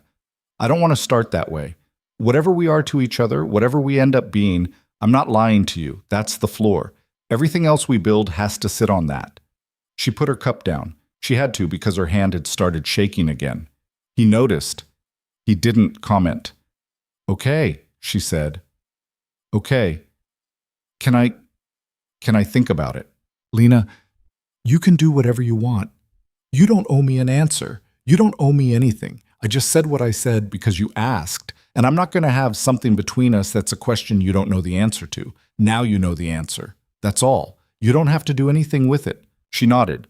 She wiped her eyes with the heel of her hand. He got up and went to the counter and poured her a fresh cup of coffee and slid it in front of her without a word and sat back down in his chair. "Eat something," he said. "You look like a ghost." "You said that last night." "It was true last night. It's still true tonight." She almost laughed. It came out as a short, wet sound that was half a sob. He didn't react to it, except that the corner of his mouth moved a little. Rosa came in from somewhere, brisk, set 2 bowls of stew on the table, handed them each a spoon, and left without speaking. They ate. For a while, neither of them said anything, and the silence was different from the silences of the last 4 days. It was the silence of 2 people eating dinner. The phone in Victor's pocket buzzed. He looked at it, frowned, put it face down on the table. "Derek." "No, one of my guys. He's been trying to find Derek all afternoon. Apparently Derek didn't show up at his office this morning. Didn't come home to the condo last night either. He's gone quiet." Her spoon paused halfway to her mouth. "Gone where?" "That's what we're trying to figure out. Don't panic. He's probably at a hotel somewhere, drunk, feeling sorry for himself. Men like him don't disappear. They go find somebody to tell them they're not the problem." "You think?" "I think, but we're going to find him. That's what Enzo was here about." She set the spoon down. Her appetite had gone. Victor saw it and didn't push. "Listen," he said. "Nothing has changed. The people around this house, the people around Maya's house are all still there. Nothing is going to happen tonight that's going to get anywhere near you. We're just going to find him faster than we planned to, because I don't like him moving and me not knowing where he's moved to. That's all." "Okay. Eat, please. You lose any more weight, Rosa's going to start crying." She ate slowly for Rosa. That night she couldn't sleep. She lay in the 4-poster bed and watched the shadows of branches move across the ceiling, and every time a car went by on Dickens, her stomach did a small lurch. At midnight she gave up and went downstairs. Victor was in the study. Fire going, low, lamp on, book open on his knee. He didn't look surprised to see her. He marked his place and closed the book. "Couldn't sleep." "No." "Tea or whiskey?" "Tea." He got up and went to the sideboard and poured hot water over a tea bag and handed her the cup. He sat down again. She sat in the other chair, tucked her feet up under herself, and held the tea. "What were you reading?" He turned the book so she could see the spine. "The Brothers Karamazov." "Heavy." "Always. I read a little bit every night. I've been on this one for about 6 months." "You like it?" "I love it. That doesn't mean I like it." She almost smiled. "What's the last book I read?" This is a question I'm asking myself, not you. Okay. I don't remember. Well, you read half a page of the novel on your nightstand this afternoon. You saw that? I saw the bookmark had moved. Rosa told me. Does she tell you everything? Only the things I need to know. It's the things she's good at. Lena sipped her tea. Victor. Yeah. What you said earlier in the kitchen. You don't have to. I'm not answering it. I don't know how to answer it yet. That's not what I'm doing. I'm just saying what you said. I heard it. I'm carrying it. I'm not going to pretend you didn't say it, and I'm not going to pretend it didn't land. That's what I wanted to say. He looked at her. His face was very quiet in the firelight. Thank you for telling me that. Okay. Go to bed, Lena. I can't. You can. Sit here for a few more minutes, then go to bed. You'll sleep. I'll stay up. The house is safe. She nodded. They sat in the firelight for 20 minutes without speaking, him with his book open but not reading, her with her tea going cold in her hands, and then she stood up and went to the doorway, and she stopped, and she turned. Victor. Yeah. Good night. Good night, Lena. She went upstairs. She slept. The days after that began to move differently. There was a rhythm to them that she had not had in 2 years. Mornings with Rosa in the kitchen, Corinne 2 or 3 times a week, Detective Brooks once. Long walks around the block with Michael a few steps behind her, pretending to mind his own business. She started to eat.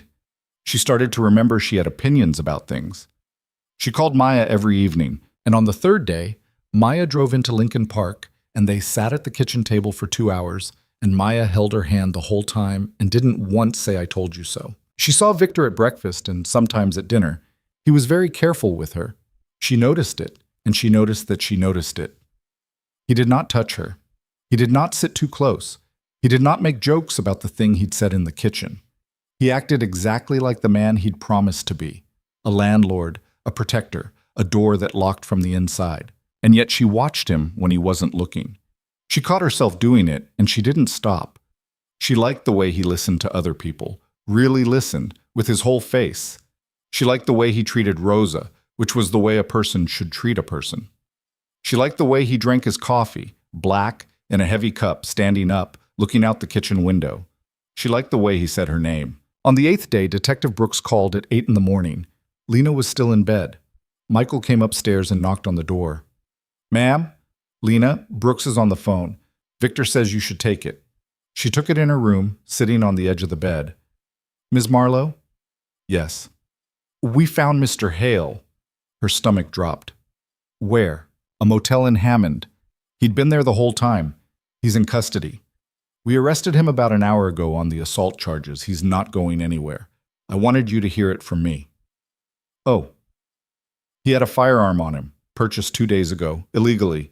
He had your new address written on a slip of paper in his wallet.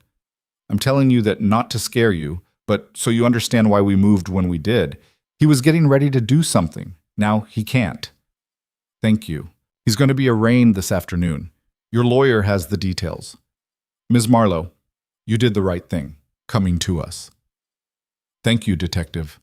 She hung up. She sat on the edge of the bed for a long time with the phone in her hand. Then she got up and went downstairs, and Victor was in the kitchen, and Rosa was at the stove, and Michael was by the back door on his own phone. Victor looked up and saw her face. Brooks called. "Yes." "They got him." "Yes." He stood up. He didn't come toward her. He put his hands in his pockets. "Are you all right?" She opened her mouth. She closed it. Her knees went. Rosa crossed the kitchen in 3 steps and caught her under the elbow and guided her to a chair, and Lena sat down, and she put her hands over her face, and she began to cry. Not the quiet, manageable crying she'd been doing for a week. The other kind. The kind she had been holding in for 2 years. Rosa kept a hand on her shoulder, a steady warm pressure, and didn't say anything. Victor sat down in the chair across from her, at the same distance he always kept. He didn't reach for her. He didn't say it's okay. He just sat there, in the kitchen, at 8 in the morning, and let her cry until she was done. When she finished, Rosa put a clean handkerchief in her hand without a word. Lena wiped her face. Her throat was raw. Her eyes felt like they had sand in them. "He had a gun," she said. "I know." Brooks told me last night. You knew last night? I knew this morning before she called you, 10 minutes before.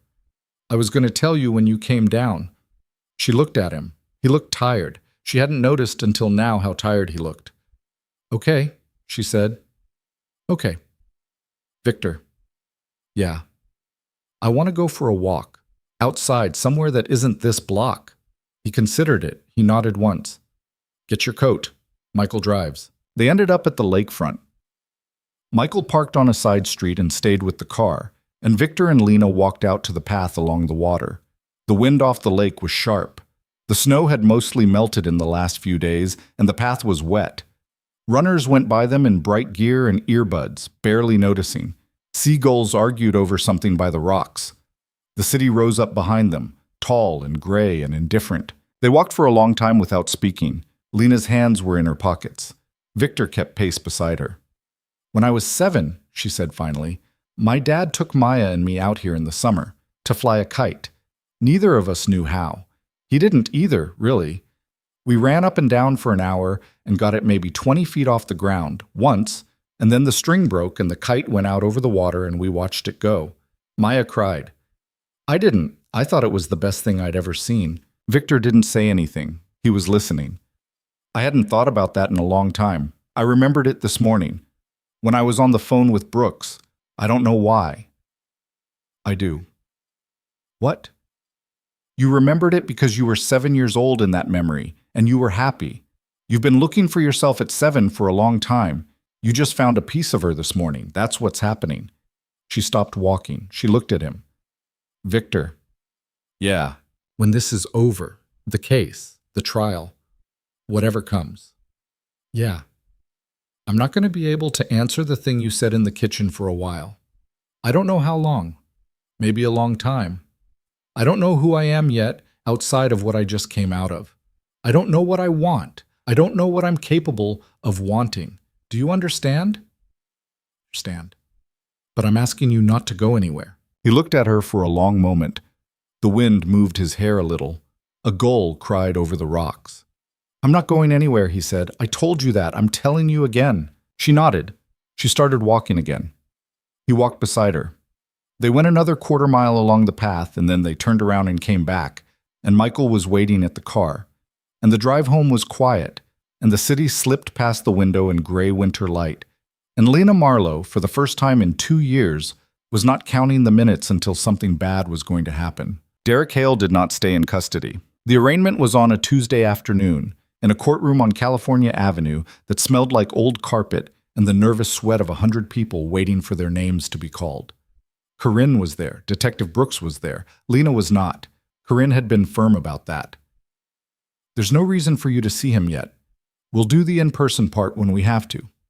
Today is paperwork. Lena had sat in the kitchen with Rosa and cleaned out the refrigerator because her hands needed something to do. Corinne called at 4. Her voice was flat in a way Lena had learned to read. Bond. How much? 200,000.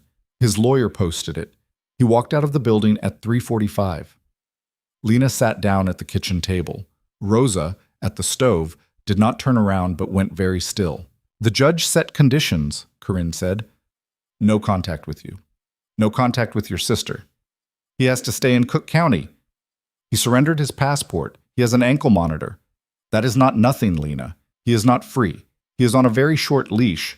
The trial date is set for February 14th. That's 16 weeks out. He's out. He's out. On conditions. Okay, I need you to do something for me. I need you to not panic. Panicking is what he wants. He wants you scared and reactive. He's banking on 16 weeks of being alive in your head so that by the time we walk into court, you're a wreck. Don't give him that. Live your days, eat your food, do your work with me.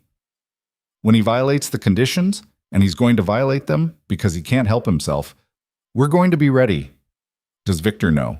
I called him first, actually. I'm sorry, I called him 10 minutes before I called you because I wanted him to have time to add people to the street before I told you. He's on his way home now. Don't be angry with me. I'm not angry. Okay, good. I'll see you Thursday. Lena hung up.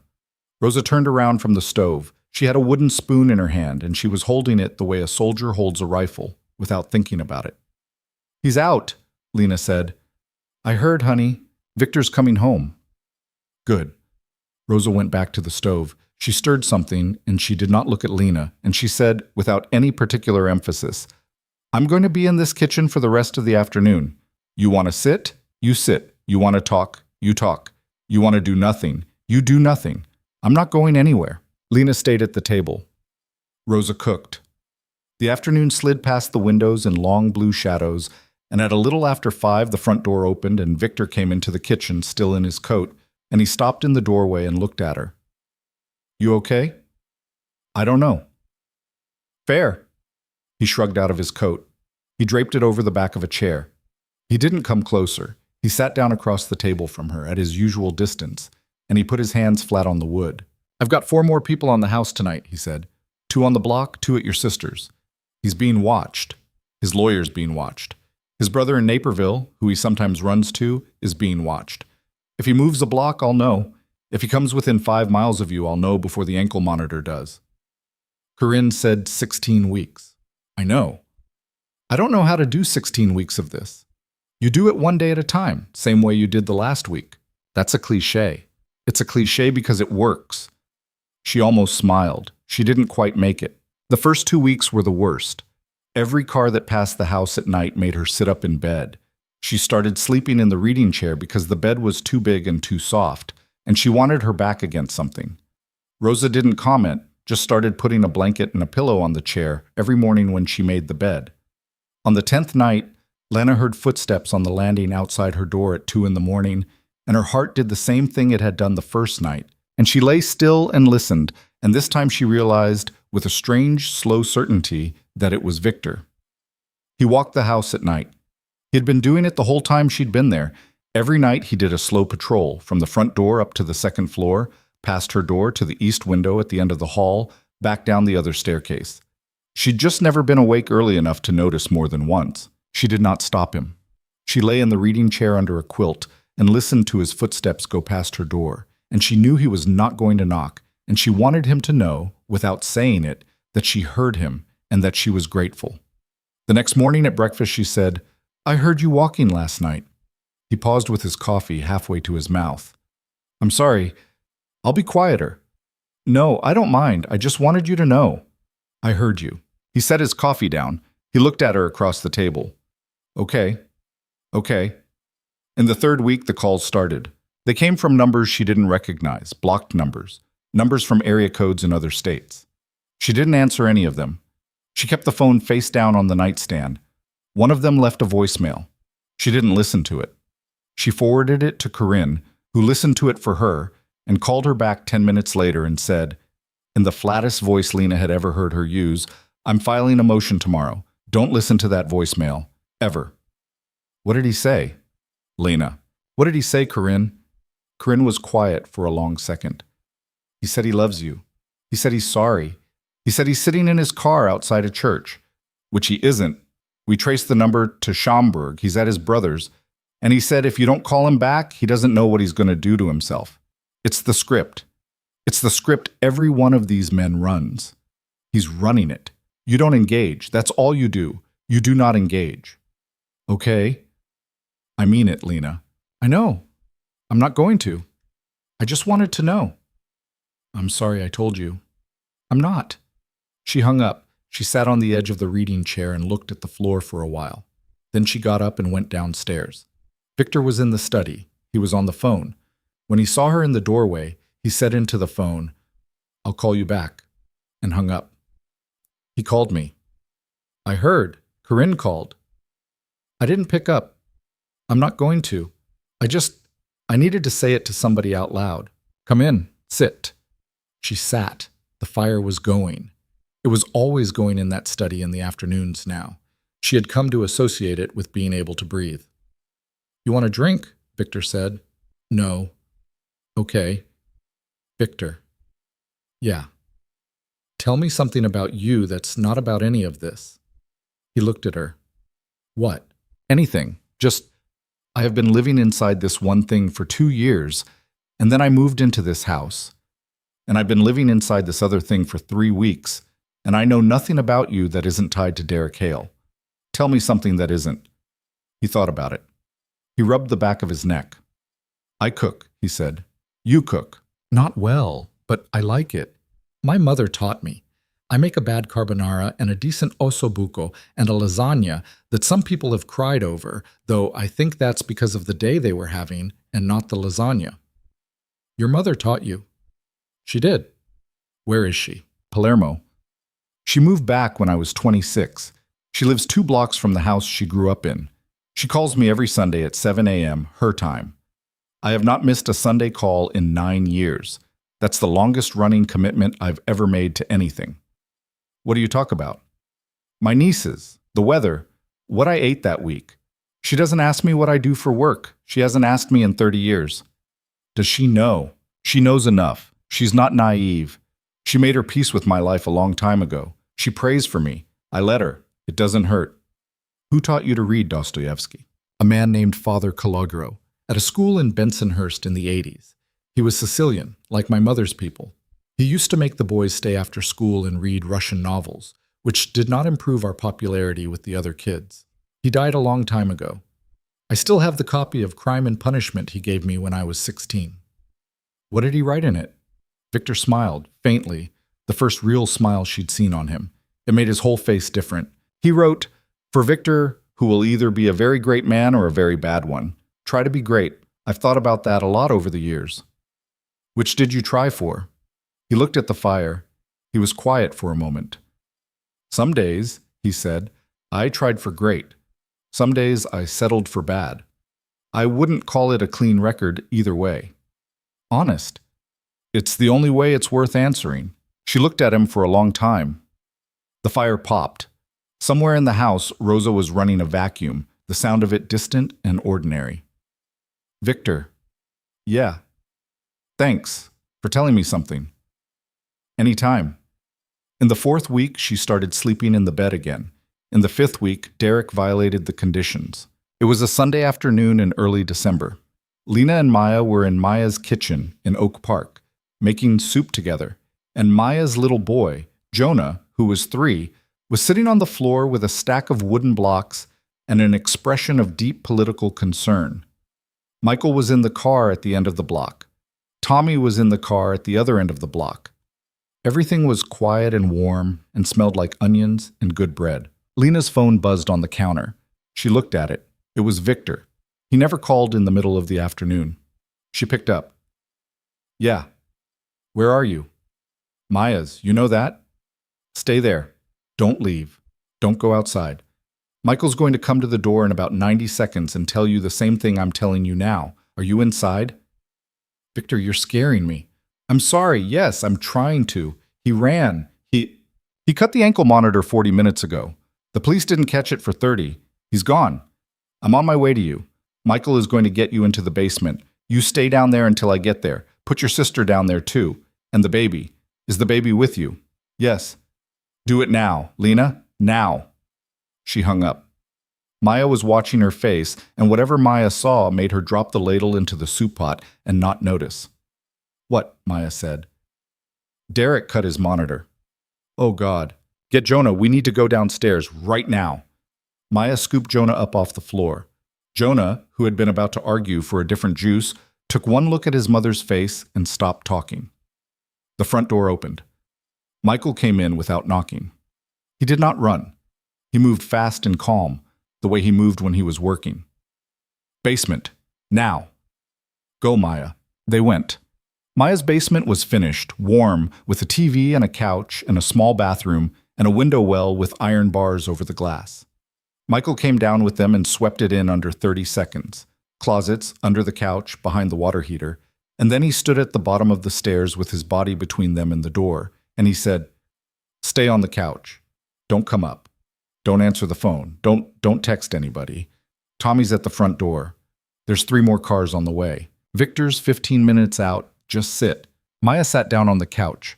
She was holding Jonah tight, and Jonah, who was 3 and perceptive and quiet, put his face into her shoulder and did not cry. Lena sat down next to her. Her heart was hammering so hard she thought Maya must be able to hear it. Lena. Yeah. He's not going to get in here. I know.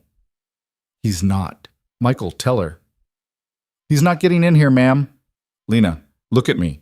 He's not going to get in here. I know, Maya. I hear you. Maya took her hand.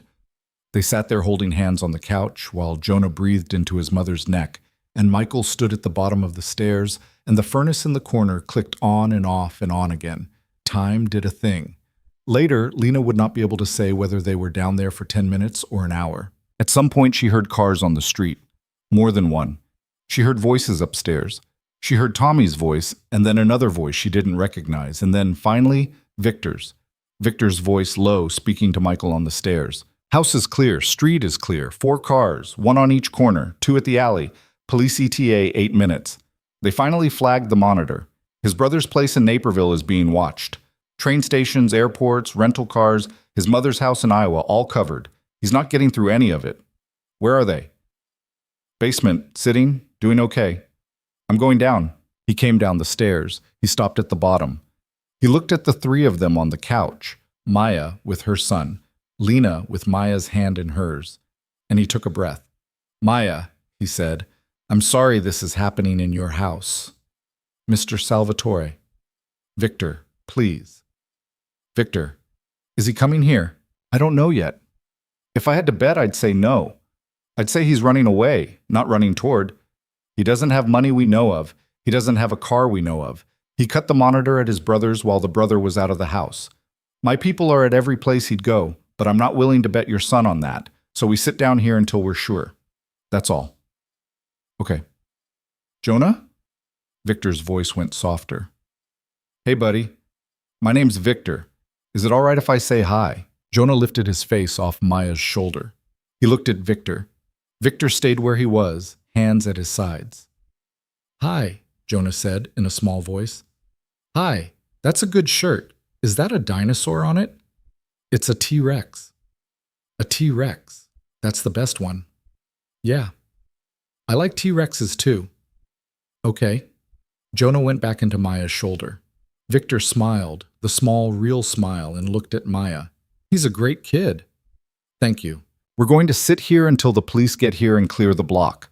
Then you're all going to come back to my house for a few days. You, your husband, Jonah, until we have Derek. Is that all right with you? My husband's at work. Dominic's on his way to get him right now. He'll meet us at the house. Okay, thank you, Victor. You don't have to thank me. He looked at Lena. He didn't come closer. He didn't sit down. He leaned against the wall at the bottom of the stairs, and he kept his eyes on her, and he said, without saying it, I'm here. I'm not going anywhere. You're okay. She looked back at him. She didn't say anything either. She didn't have to. Derek did not come to Maya's house.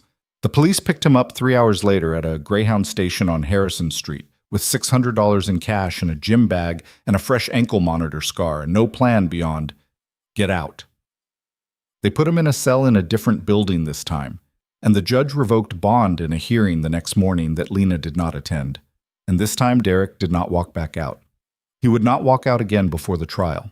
That night, after Maya and her husband Tim and Jonah had been installed in the big guest suite on the 3rd floor of Victor's house, and Rosa had fed them, and Jonah had finally fallen asleep on Tim's chest on the couch in the den, Lena found herself in the kitchen at midnight with the lights off, drinking water from the tap, and looking out the window over the sink at the snow falling on the garden. She heard Victor come in behind her. She didn't turn around. You should sleep, he said. You first. Can't. Me either. He came to stand beside her at the sink, not touching, but close enough that she could feel the warmth coming off him through his shirt. He was still in the clothes he'd been wearing all day, rumpled, tie long gone, sleeves pushed up to his elbows. He looked like a man who had run a long way. He could have gotten to her, Lena said. To Maya. If you hadn't... He didn't. But he could have, Psych. He didn't. That's what matters tonight. The what-ifs are going to eat you alive if you let them. Don't let them. How do you not? He thought about it. He leaned his hip against the counter. You count the ones you saved, he said. You don't count the ones who got away. You pay for the ones who got away a different way, and you pay for them on your own time. Not when you're looking out a window at the people you kept alive. That sounds like a practice thing. It is a practice thing. Did you have a sister, Victor? He was quiet. Yes. What was her name? Kiara. What was she like? Funny. smart, argued with everyone, including me, especially me. She wanted to be a veterinarian. She was 3 years younger than me, and she was the person in the world I loved most, until I was about 25 and she got married, and then she was the person in the world I loved most and couldn't help. She was 23 when we buried her. She would have been 51 in March. I'm sorry. It's a long time ago. Doesn't mean it's not still there. No, it doesn't. They stood in the dark kitchen for a long time. Snow kept falling on the garden. Somewhere upstairs, a door clicked open and shut. Rosa making her rounds, probably, checking on the people in her house. Lena set the glass of water down on the counter. Victor. Yeah. I want to say something, and I want you to just let me say it. And then I want to go to bed. Okay. I don't know what I'm doing. I don't know who I am outside of the last 2 years. I don't know what I'm going to want in 6 months or a year. But I know that tonight, when you came down those stairs, I was so relieved I thought I was going to be sick. I know that when you walk past my door at night, I sleep better. I know that when you tell me something true about yourself, it feels like somebody handing me a glass of water after I didn't know I was thirsty. I'm not saying this to answer the question you asked me in this kitchen 3 weeks ago. I'm not ready to answer it. I'm saying it because it's true. And I don't want to go to bed tonight without having said one true thing to you. He didn't move. His face was in shadow from the window. Okay, he said, very quiet. Okay. Thank you for telling me that. You're welcome. She reached out. She put her hand on his forearm. Only for a second. His skin was warm. She felt the small jump of his pulse under her palm. Then she took her hand back, and she walked past him out of the kitchen, and she went upstairs, and she got into the 4-poster bed, and she slept for 9 hours without waking up. The last stretch, from then to the trial, went faster. Maya and Tim and Jonah went home after 6 days. Derek stayed in custody. Corinne worked. Detective Brooks worked. A prosecutor named Ellison, a short bullet of a man who wore bow ties unironically, took the case and turned out to be exactly the kind of lawyer they needed, patient and methodical, the type who would bury you in paper and win the jury by making them feel like they were on a journey with him.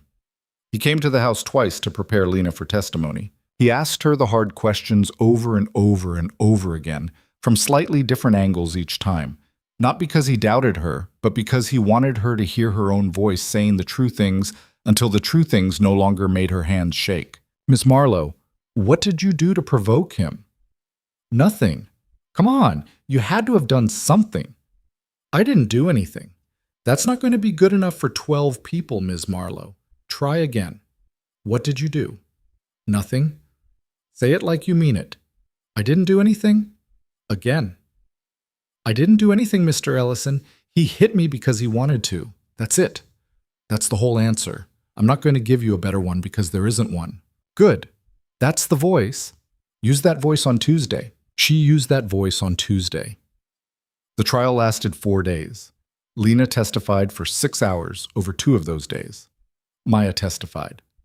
A doctor from an urgent care clinic who had seen Lena 11 months earlier testified, and the medical record she had kept in a locked drawer for exactly this reason was admitted into evidence. A woman Lena did not know, an ex-girlfriend of Derek's from before Lena, came forward at the last minute and testified that he had broken her nose in 2018 and she had never filed a report because she had been afraid. By the 4th day, the shape of the thing was so complete that even Derek's lawyer had stopped trying to reshape it. The jury came back in 3 hours. Guilty on the felony counts, guilty on the illegal firearm, guilty on the violation of bond. Sentencing was set for 6 weeks out.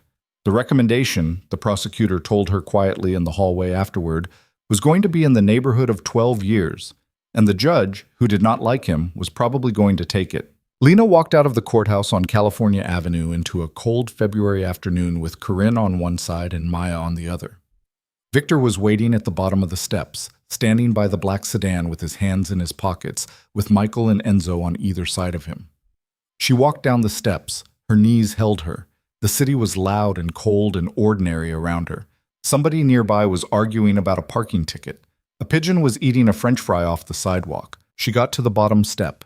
She stopped. Victor looked at her. You all right? She didn't answer him. She walked the last few feet, and she put her arms around him, and she put her face into the side of his neck, and she stood there. She didn't cry, she didn't speak. He was still for 1 second, like a man not sure what to do, and then his arms came up around her, careful, and he held her, and Michael and Enzo found interesting things to look at elsewhere, and Maya and Corinne gave her what distance they could on the steps of a county courthouse. And Lena Marlowe stood on a public sidewalk in Chicago in February and let a man she had known for 4 months hold her for the first time since the ballroom, and the hold was nothing like the one in the ballroom. "Let's go home," she said into his neck. "Yeah." "Victor." "Yeah. I want to go home." "I know." He let her go after a second. He opened the car door for her. She got in. He got in beside her this time, not across from her. Maya got in next to Corinne. The car pulled away from the courthouse and turned onto 26th Street and drove north through the city toward the house on Dickens Avenue. And somewhere, in a holding cell behind them, Derek Hale was sitting on a bench in County Orange waiting to be transferred to a place where he would sit for a long time. It was snowing again by the time they got home. The elms in the driveway were white. Rosa met them at the door with a pot of something on the stove and a fire already going in the study. Maya and Corinne came in and didn't stay long, just long enough for coffee and a quiet hug and the kind of goodbye that wasn't really goodbye. It was, "I'll see you tomorrow." When they were gone and the house was quiet, Lena went up to her room and took off the gray suit she'd worn to testify and put on jeans and the soft sweater Rosa had bought her on that first morning, and she went back downstairs and Victor was in the study by the fire, and she sat in the chair across from him and she said, "I think I might eat a whole pie tonight, out of the pan, with my hands." He looked at her. "Okay. I'm not even joking. I'm not saying you are. Do you have a pie?" "Rosa has a pie. I guarantee you Rosa has a pie. She's been waiting for today like a woman with a pie." He was right. There was an apple pie cooling on the counter, which Rosa had apparently started at 4 that morning and had said nothing about all day. Lena ate a quarter of it with a fork, standing at the counter, and then she sat down at the kitchen table and ate another quarter of it more slowly. And Victor sat across from her and had a slice, and they didn't talk about the trial, or Derek, or the next 4 months, or the question that had been sitting between them in the kitchen for 3 months. They talked about Jonah and whether he was going to grow up to be an engineer or a diplomat. They talked about Rosa's sister, who lived in Evanston and was apparently a monster at cards. They talked about a book Victor had finished the night before and wanted her to read. They sat in the warm kitchen with a half-eaten pie between them while the snow fell past the windows and the clock over the sink ticked and the house breathed around them. And somewhere, finally, a thing that had been held in for a long time began, very slowly and very quietly, to unwind. The pie got smaller. The snow kept falling. Somewhere around 9 that night, Lena fell asleep, sitting up in the chair by the fire in the study, her feet tucked under her, a book open on her lap that she hadn't actually read. And when Victor came in at 10 with 2 cups of tea, he stopped in the doorway and looked at her for a long moment, and then set the cups down on the sideboard without making any noise at all. He took the quilt off the back of the other chair and draped it over her. He did not wake her. He did not touch her face or her hair or her hand. He stood there for maybe 15 seconds, looking at her the way a man looks at weather he cannot control, and then he turned off the lamp by the door and walked out. She woke up in the chair at 2 in the morning with the fire down to embers and the quilt up to her chin, and she knew, with a slow, quiet certainty, who had put it there. The days after the trial were strange. She had been so braced for so long that when the bracing stopped, her body didn't know what to do with itself. She slept too much for a week. She cried for no reason, twice, standing in the kitchen with a glass of orange juice in her hand. She called Maya at odd hours just to hear her voice. She started going for walks by herself, without Michael 10 paces behind her, and she would get to the end of the block and stop and put her hand on a lamppost and breathe, because she could not remember the last time she had walked down a street alone. Corinne called her a month after sentencing, which came in at 13 years, and said, "You need a therapist. Here's 3 names. I'm not asking." Lena picked the second name, a woman named Dr. Marguerite Hahn, who had an office in a converted brownstone in Bucktown, and who, on their first meeting, looked at Lena across a small, quiet room with 2 chairs and a box of tissues between them, and said, "Before we start, I want to be clear. I'm not going to fix you. You're not broken. You survived something, and now you have to learn how to live as a person who survived something. That's not the same as being repaired. That's just the work. You okay with that?" Yes. Good. Let's begin. Lena went to Dr. Hahn every Tuesday at 11 for 2 years. She did not miss an appointment. In the spring, she got a job. It was small. A friend of Maya's knew a woman who ran a gallery on Damen, a small, serious place that showed emerging artists, and she was looking for someone to help curate a summer show. The pay was not a lot of money. Lena took it anyway. She stood in the gallery on her first morning in a pair of jeans and a white button-up that she had chosen herself. And she walked the rooms and looked at the walls and felt something she had not felt in 3 years, which was the very faint, small beginning of an opinion about what a painting should hang next to. By the end of the week, she was arguing with the owner about lighting. By the end of the month, she had rearranged the back room.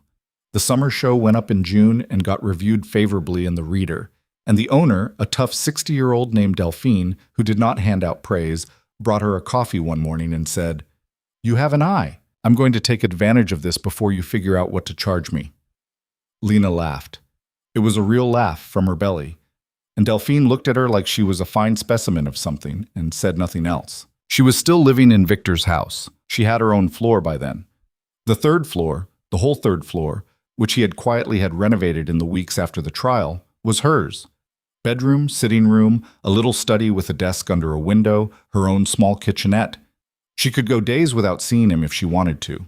She did not want to. They had dinner together most nights in the big kitchen with Rosa, and sometimes Michael ate with them, and sometimes Enzo, and sometimes nobody, and sometimes just the two of them. Victor cooked on Sundays. He had not been lying about the lasagna. They had not kissed since the ballroom. She had been the one, in the end, who'd brought it up again. In June, after the summer show opened, they had walked back from the gallery together.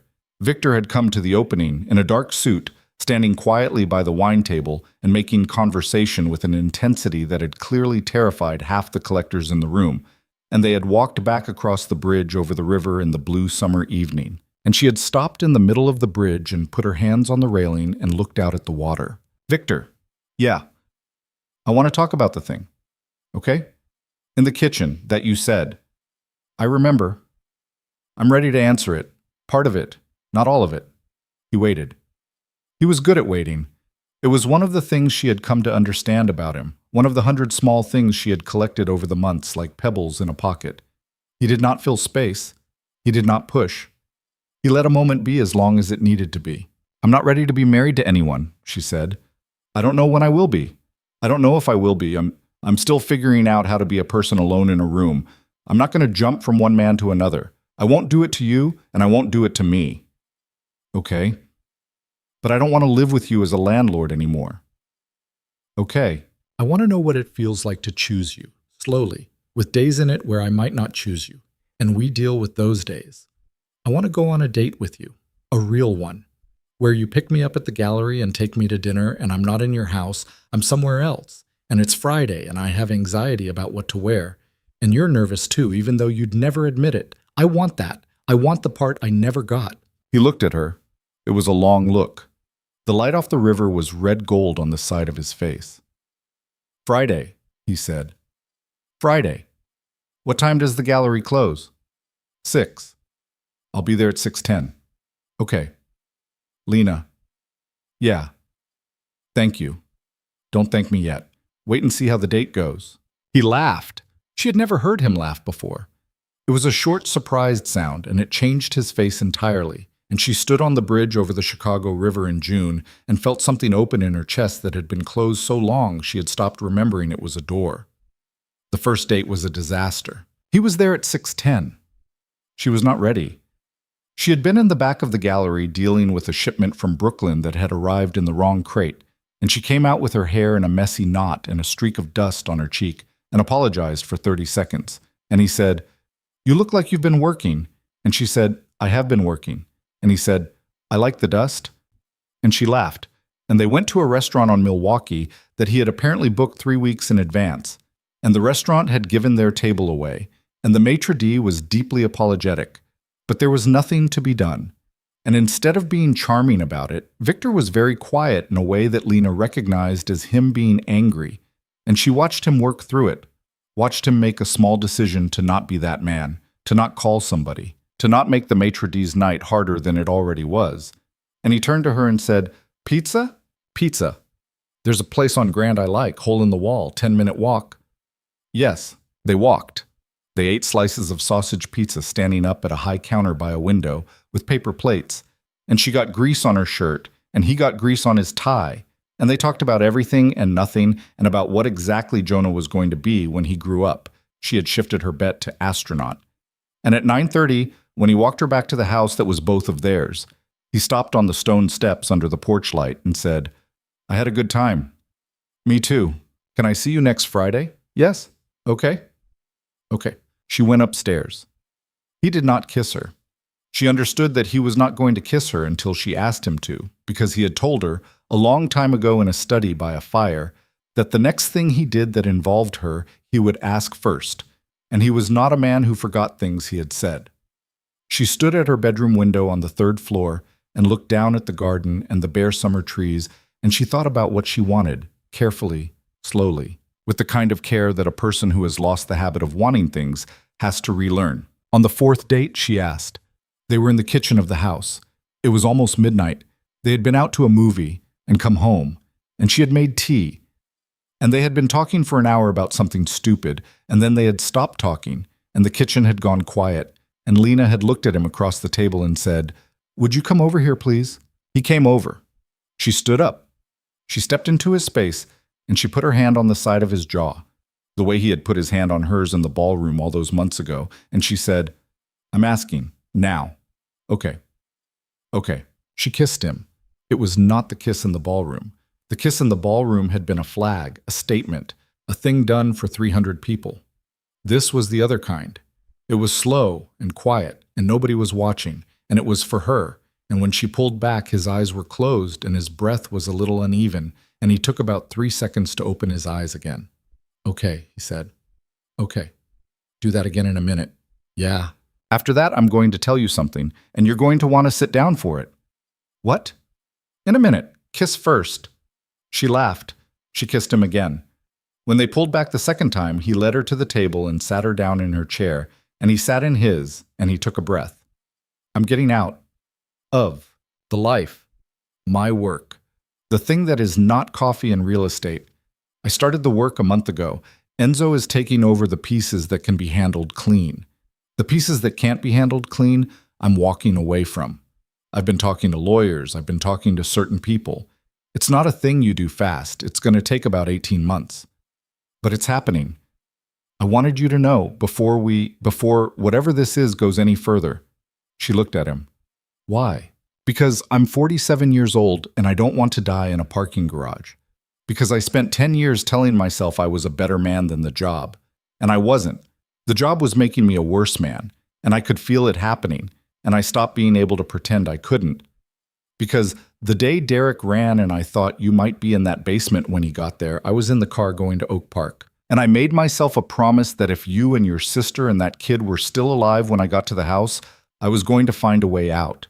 I was going to find a way to be a man who could be in the same room with a 3-year-old and not bring his job with him. That's why." "Victor." "Yeah." "You don't have to do that for me. I'm not doing it for you. I'm doing it because I want to. I'm telling you because you should know. If I were doing it for you, it wouldn't hold. It would fall apart the first time you got angry at me about something unrelated. I'm doing it because I want a life I couldn't have with the job. That life might have you in it. It might not. Either way, I want it. Okay? Okay. Then okay. 18 months.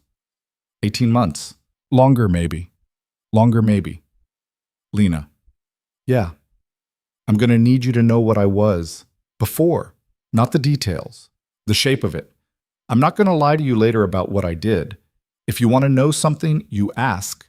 If you don't, you don't. But I'm not going to pretend the first 47 years didn't exist.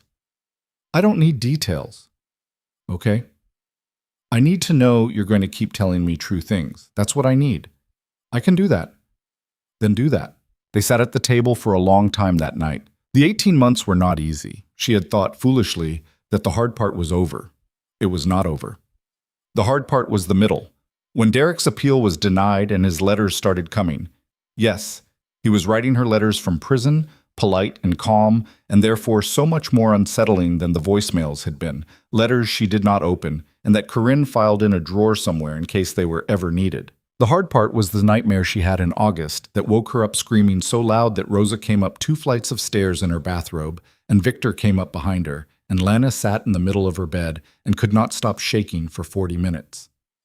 The hard part was the day in October when she lost her temper at Victor about something small, a schedule, a miscommunication, and the shape of her own anger scared her so badly that she left the house and walked for 3 hours in the cold without a phone.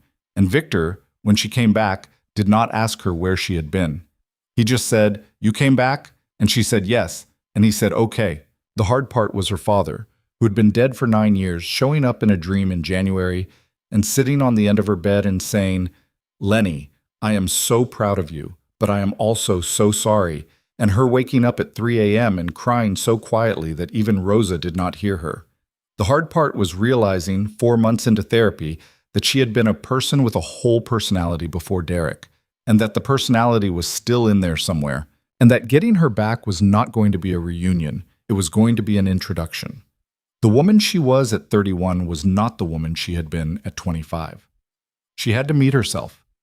She had to find out what she liked now.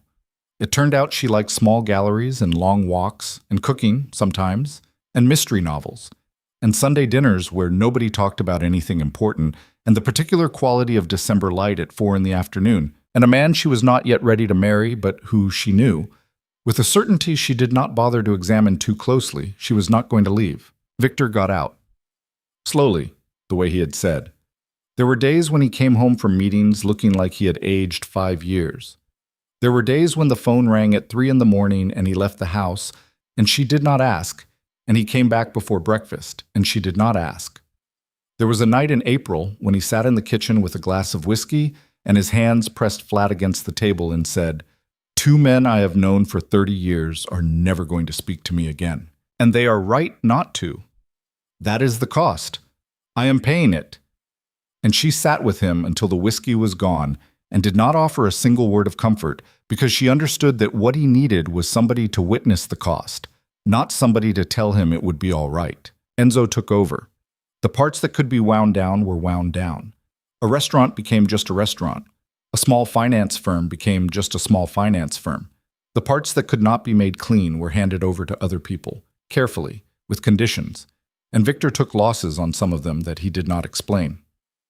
By the second winter after the trial, the name Salvatore still meant something in Chicago, but it meant something different. It meant a quiet man who sat on 2 charitable boards and owned a coffee roaster in Bridgeport, and had, rumor had it, not picked up a certain kind of phone call in over a year. In the spring of that second year, Lena moved into his bedroom. It was not a dramatic thing. She simply walked her toothbrush down from the 3rd floor one Tuesday night and put it in the glass next to his, and he saw it, and he did not say anything except, "Okay," and she said, "Okay," and that was the move. She kept her 3rd floor. She went up there to work and to be alone, and some nights to sleep when she needed to. He never once made her feel like she was not entitled to it. It was hers. It was going to stay hers. She married him in the summer of the 3rd year. It was a small wedding, 22 people, in the back garden of the house on Dickens. Maya was her maid of honor. Jonah, who was 6 by then, walked the rings down the garden path with the serious expression of a diplomat carrying a treaty. Rosa stood at the back and cried the whole time, quietly, into a handkerchief she refused to put away. Corinne came. Delphine from the gallery came, in a hat so large it required its own chair. A judge Lena had never met but whom Victor had known since they were both 19, performed the ceremony. Lena wore a dress that cost less than the shoes she had worn to the peninsula, and she chose it herself. And she looked in the mirror in the 3rd floor bedroom before she came down and thought, "There she is, there's the woman, welcome back." The vows were short. She had written hers in a notebook at the gallery during a quiet afternoon, and she had revised them 4 times, and in the end she threw away the revised version and read the first one. "Victor, I didn't know you. I spent 20 minutes in a room with you, and my life ended and a new one started, and I didn't know which one I was standing in for a long time. I am standing in this one. I am choosing it. I am not the woman I was the night we met. You are not the man you were. We got here the long way, and most of the work was mine to do, and most of it was yours to do, and we did it. And the thing we have is not a rescue and not a fairy tale, and I don't want it to be either of those things. It's a life. It's the life. I choose it. I choose you. I'm going to keep choosing you, one morning at a time, for as long as we get to keep doing this. That's what I have to offer. It's everything I have. He cried. Not hard. A little. It was the only time anyone present had ever seen him cry. He reached up and wiped his eye with the side of his thumb and said, "When it was his turn, I watched you walk across a room once, and I have been walking across rooms toward you ever since. I'm going to keep doing it. I'm going to do it for as long as you let me. That's it. That's what I've got." The judge married them. Rosa served the food. Somebody played records. Jonah fell asleep on a chair with a plate of cake on his lap around 10 o'clock, and Maya and Tim carried him upstairs and put him to bed in the guest room, and came back down, and the garden lights stayed on until 2 in the morning. Lena was 34 when she got pregnant, and 35 when the baby came. A girl. They named her Chiara Maya Salvatore. Chiara for the sister Victor had lost, and Maya for the sister Lena had almost lost, and Salvatore because it was Victor's name, and Lena had taken it when she married him, and it was hers now too. And it would be the baby's, and that was what that name meant now, not what it had meant before. The baby did not sleep. No baby does. But this one had an opinion about it, and for the first 3 months Lena operated on 2 hours of sleep at a time and forgot her own middle name twice. Victor changed more diapers than she had believed him capable of.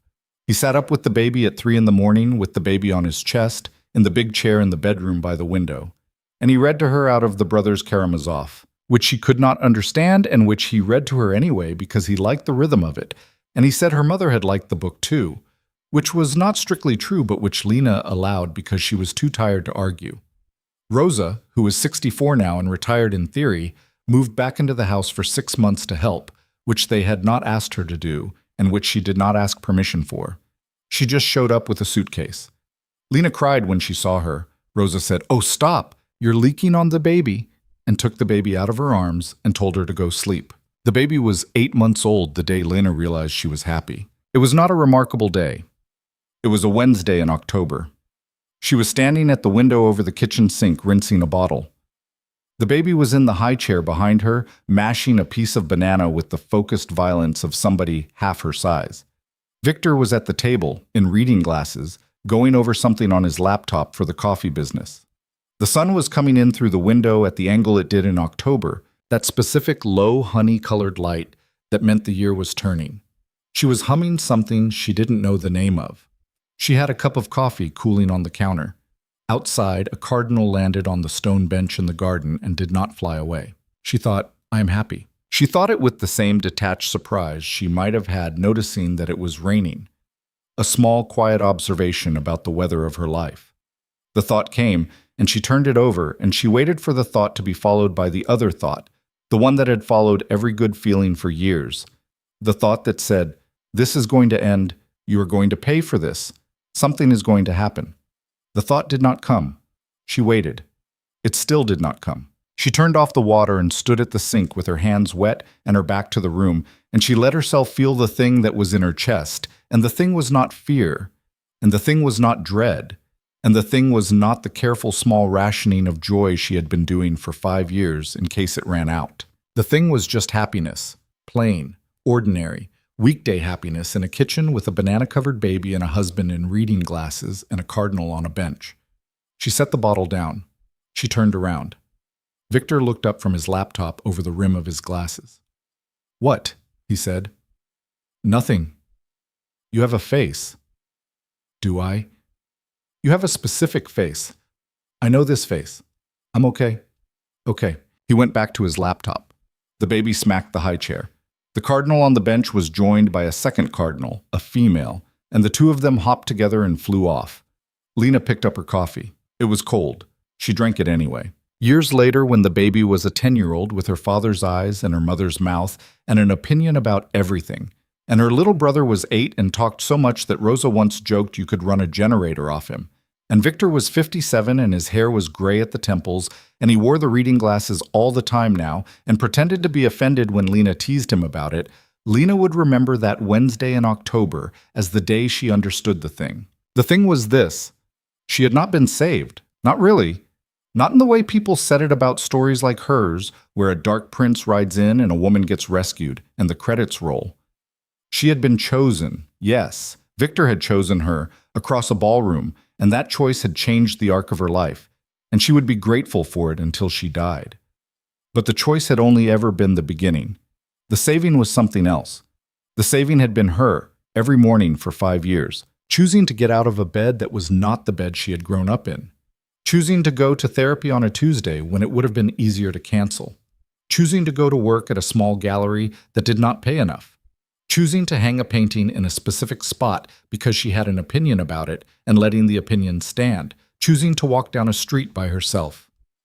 Choosing to answer a question, slowly, in a kitchen, after thinking about it for 3 months. Choosing, every morning in a quiet house in Lincoln Park, the life she was building instead of the life that had been built for her. Victor had given her the door. He had given her the room behind it, and the time to live in it, and the patience to not rush her through it, and the promise, kept every single day, that the door behind her was going to stay locked. But the walking had been hers. That was the thing she had learned, and it was the thing she would tell Kiara one day when Kiara was old enough to ask about the story of the ballroom and the silver dress, and the bruise on a shoulder blade, and a man who crossed a room. Kiara would ask. She would be the kind of girl who asked. And Lena would sit her down at the kitchen table, and she would tell her the truth, which was that somebody seeing you is not the same as somebody saving you. That the seeing is a gift. That the saving is a job. That the job is yours, and you do not put it down, ever, and you do not hand it to anybody else, no matter how much they love you. You let them help. You let them walk beside you. You let them put a quilt on you when you fall asleep in a chair. But you do the walking yourself, and you choose, every morning, the life you are living. And if you are very lucky, the way Lena had been lucky, you find someone who chooses it with you. That was what she would tell her daughter. On the last night of October, in the 7th year after the gala at the Peninsula, Lena stood at the window of the bedroom on the 2nd floor of the house on Dickens Avenue, and she watched the first snow of the season come down on the garden. The elms were bare. The stone bench was wet. Somewhere in the house, Kiara was arguing with her brother about a television show, and Rosa, who came over for dinner twice a week now and refused to stay the night no matter how many times she was asked, was laughing in the kitchen about something. Victor was downstairs making a pot of tea. She could hear him filling the kettle. She put her hand out the cold glass of the window. She looked at her reflection faintly in it, a woman of 38 in a sweater and jeans, tired around the eyes, with a small smile at the corner of her mouth that she had not put there on purpose. She did not count her bruises. She did not count anything. She was just there, at a window, in a house that was hers, in a life that was hers, watching the snow. Downstairs, the kettle began to whistle. "Lena!" Victor called up the stairs. "Tea. Coming," she said, and she went.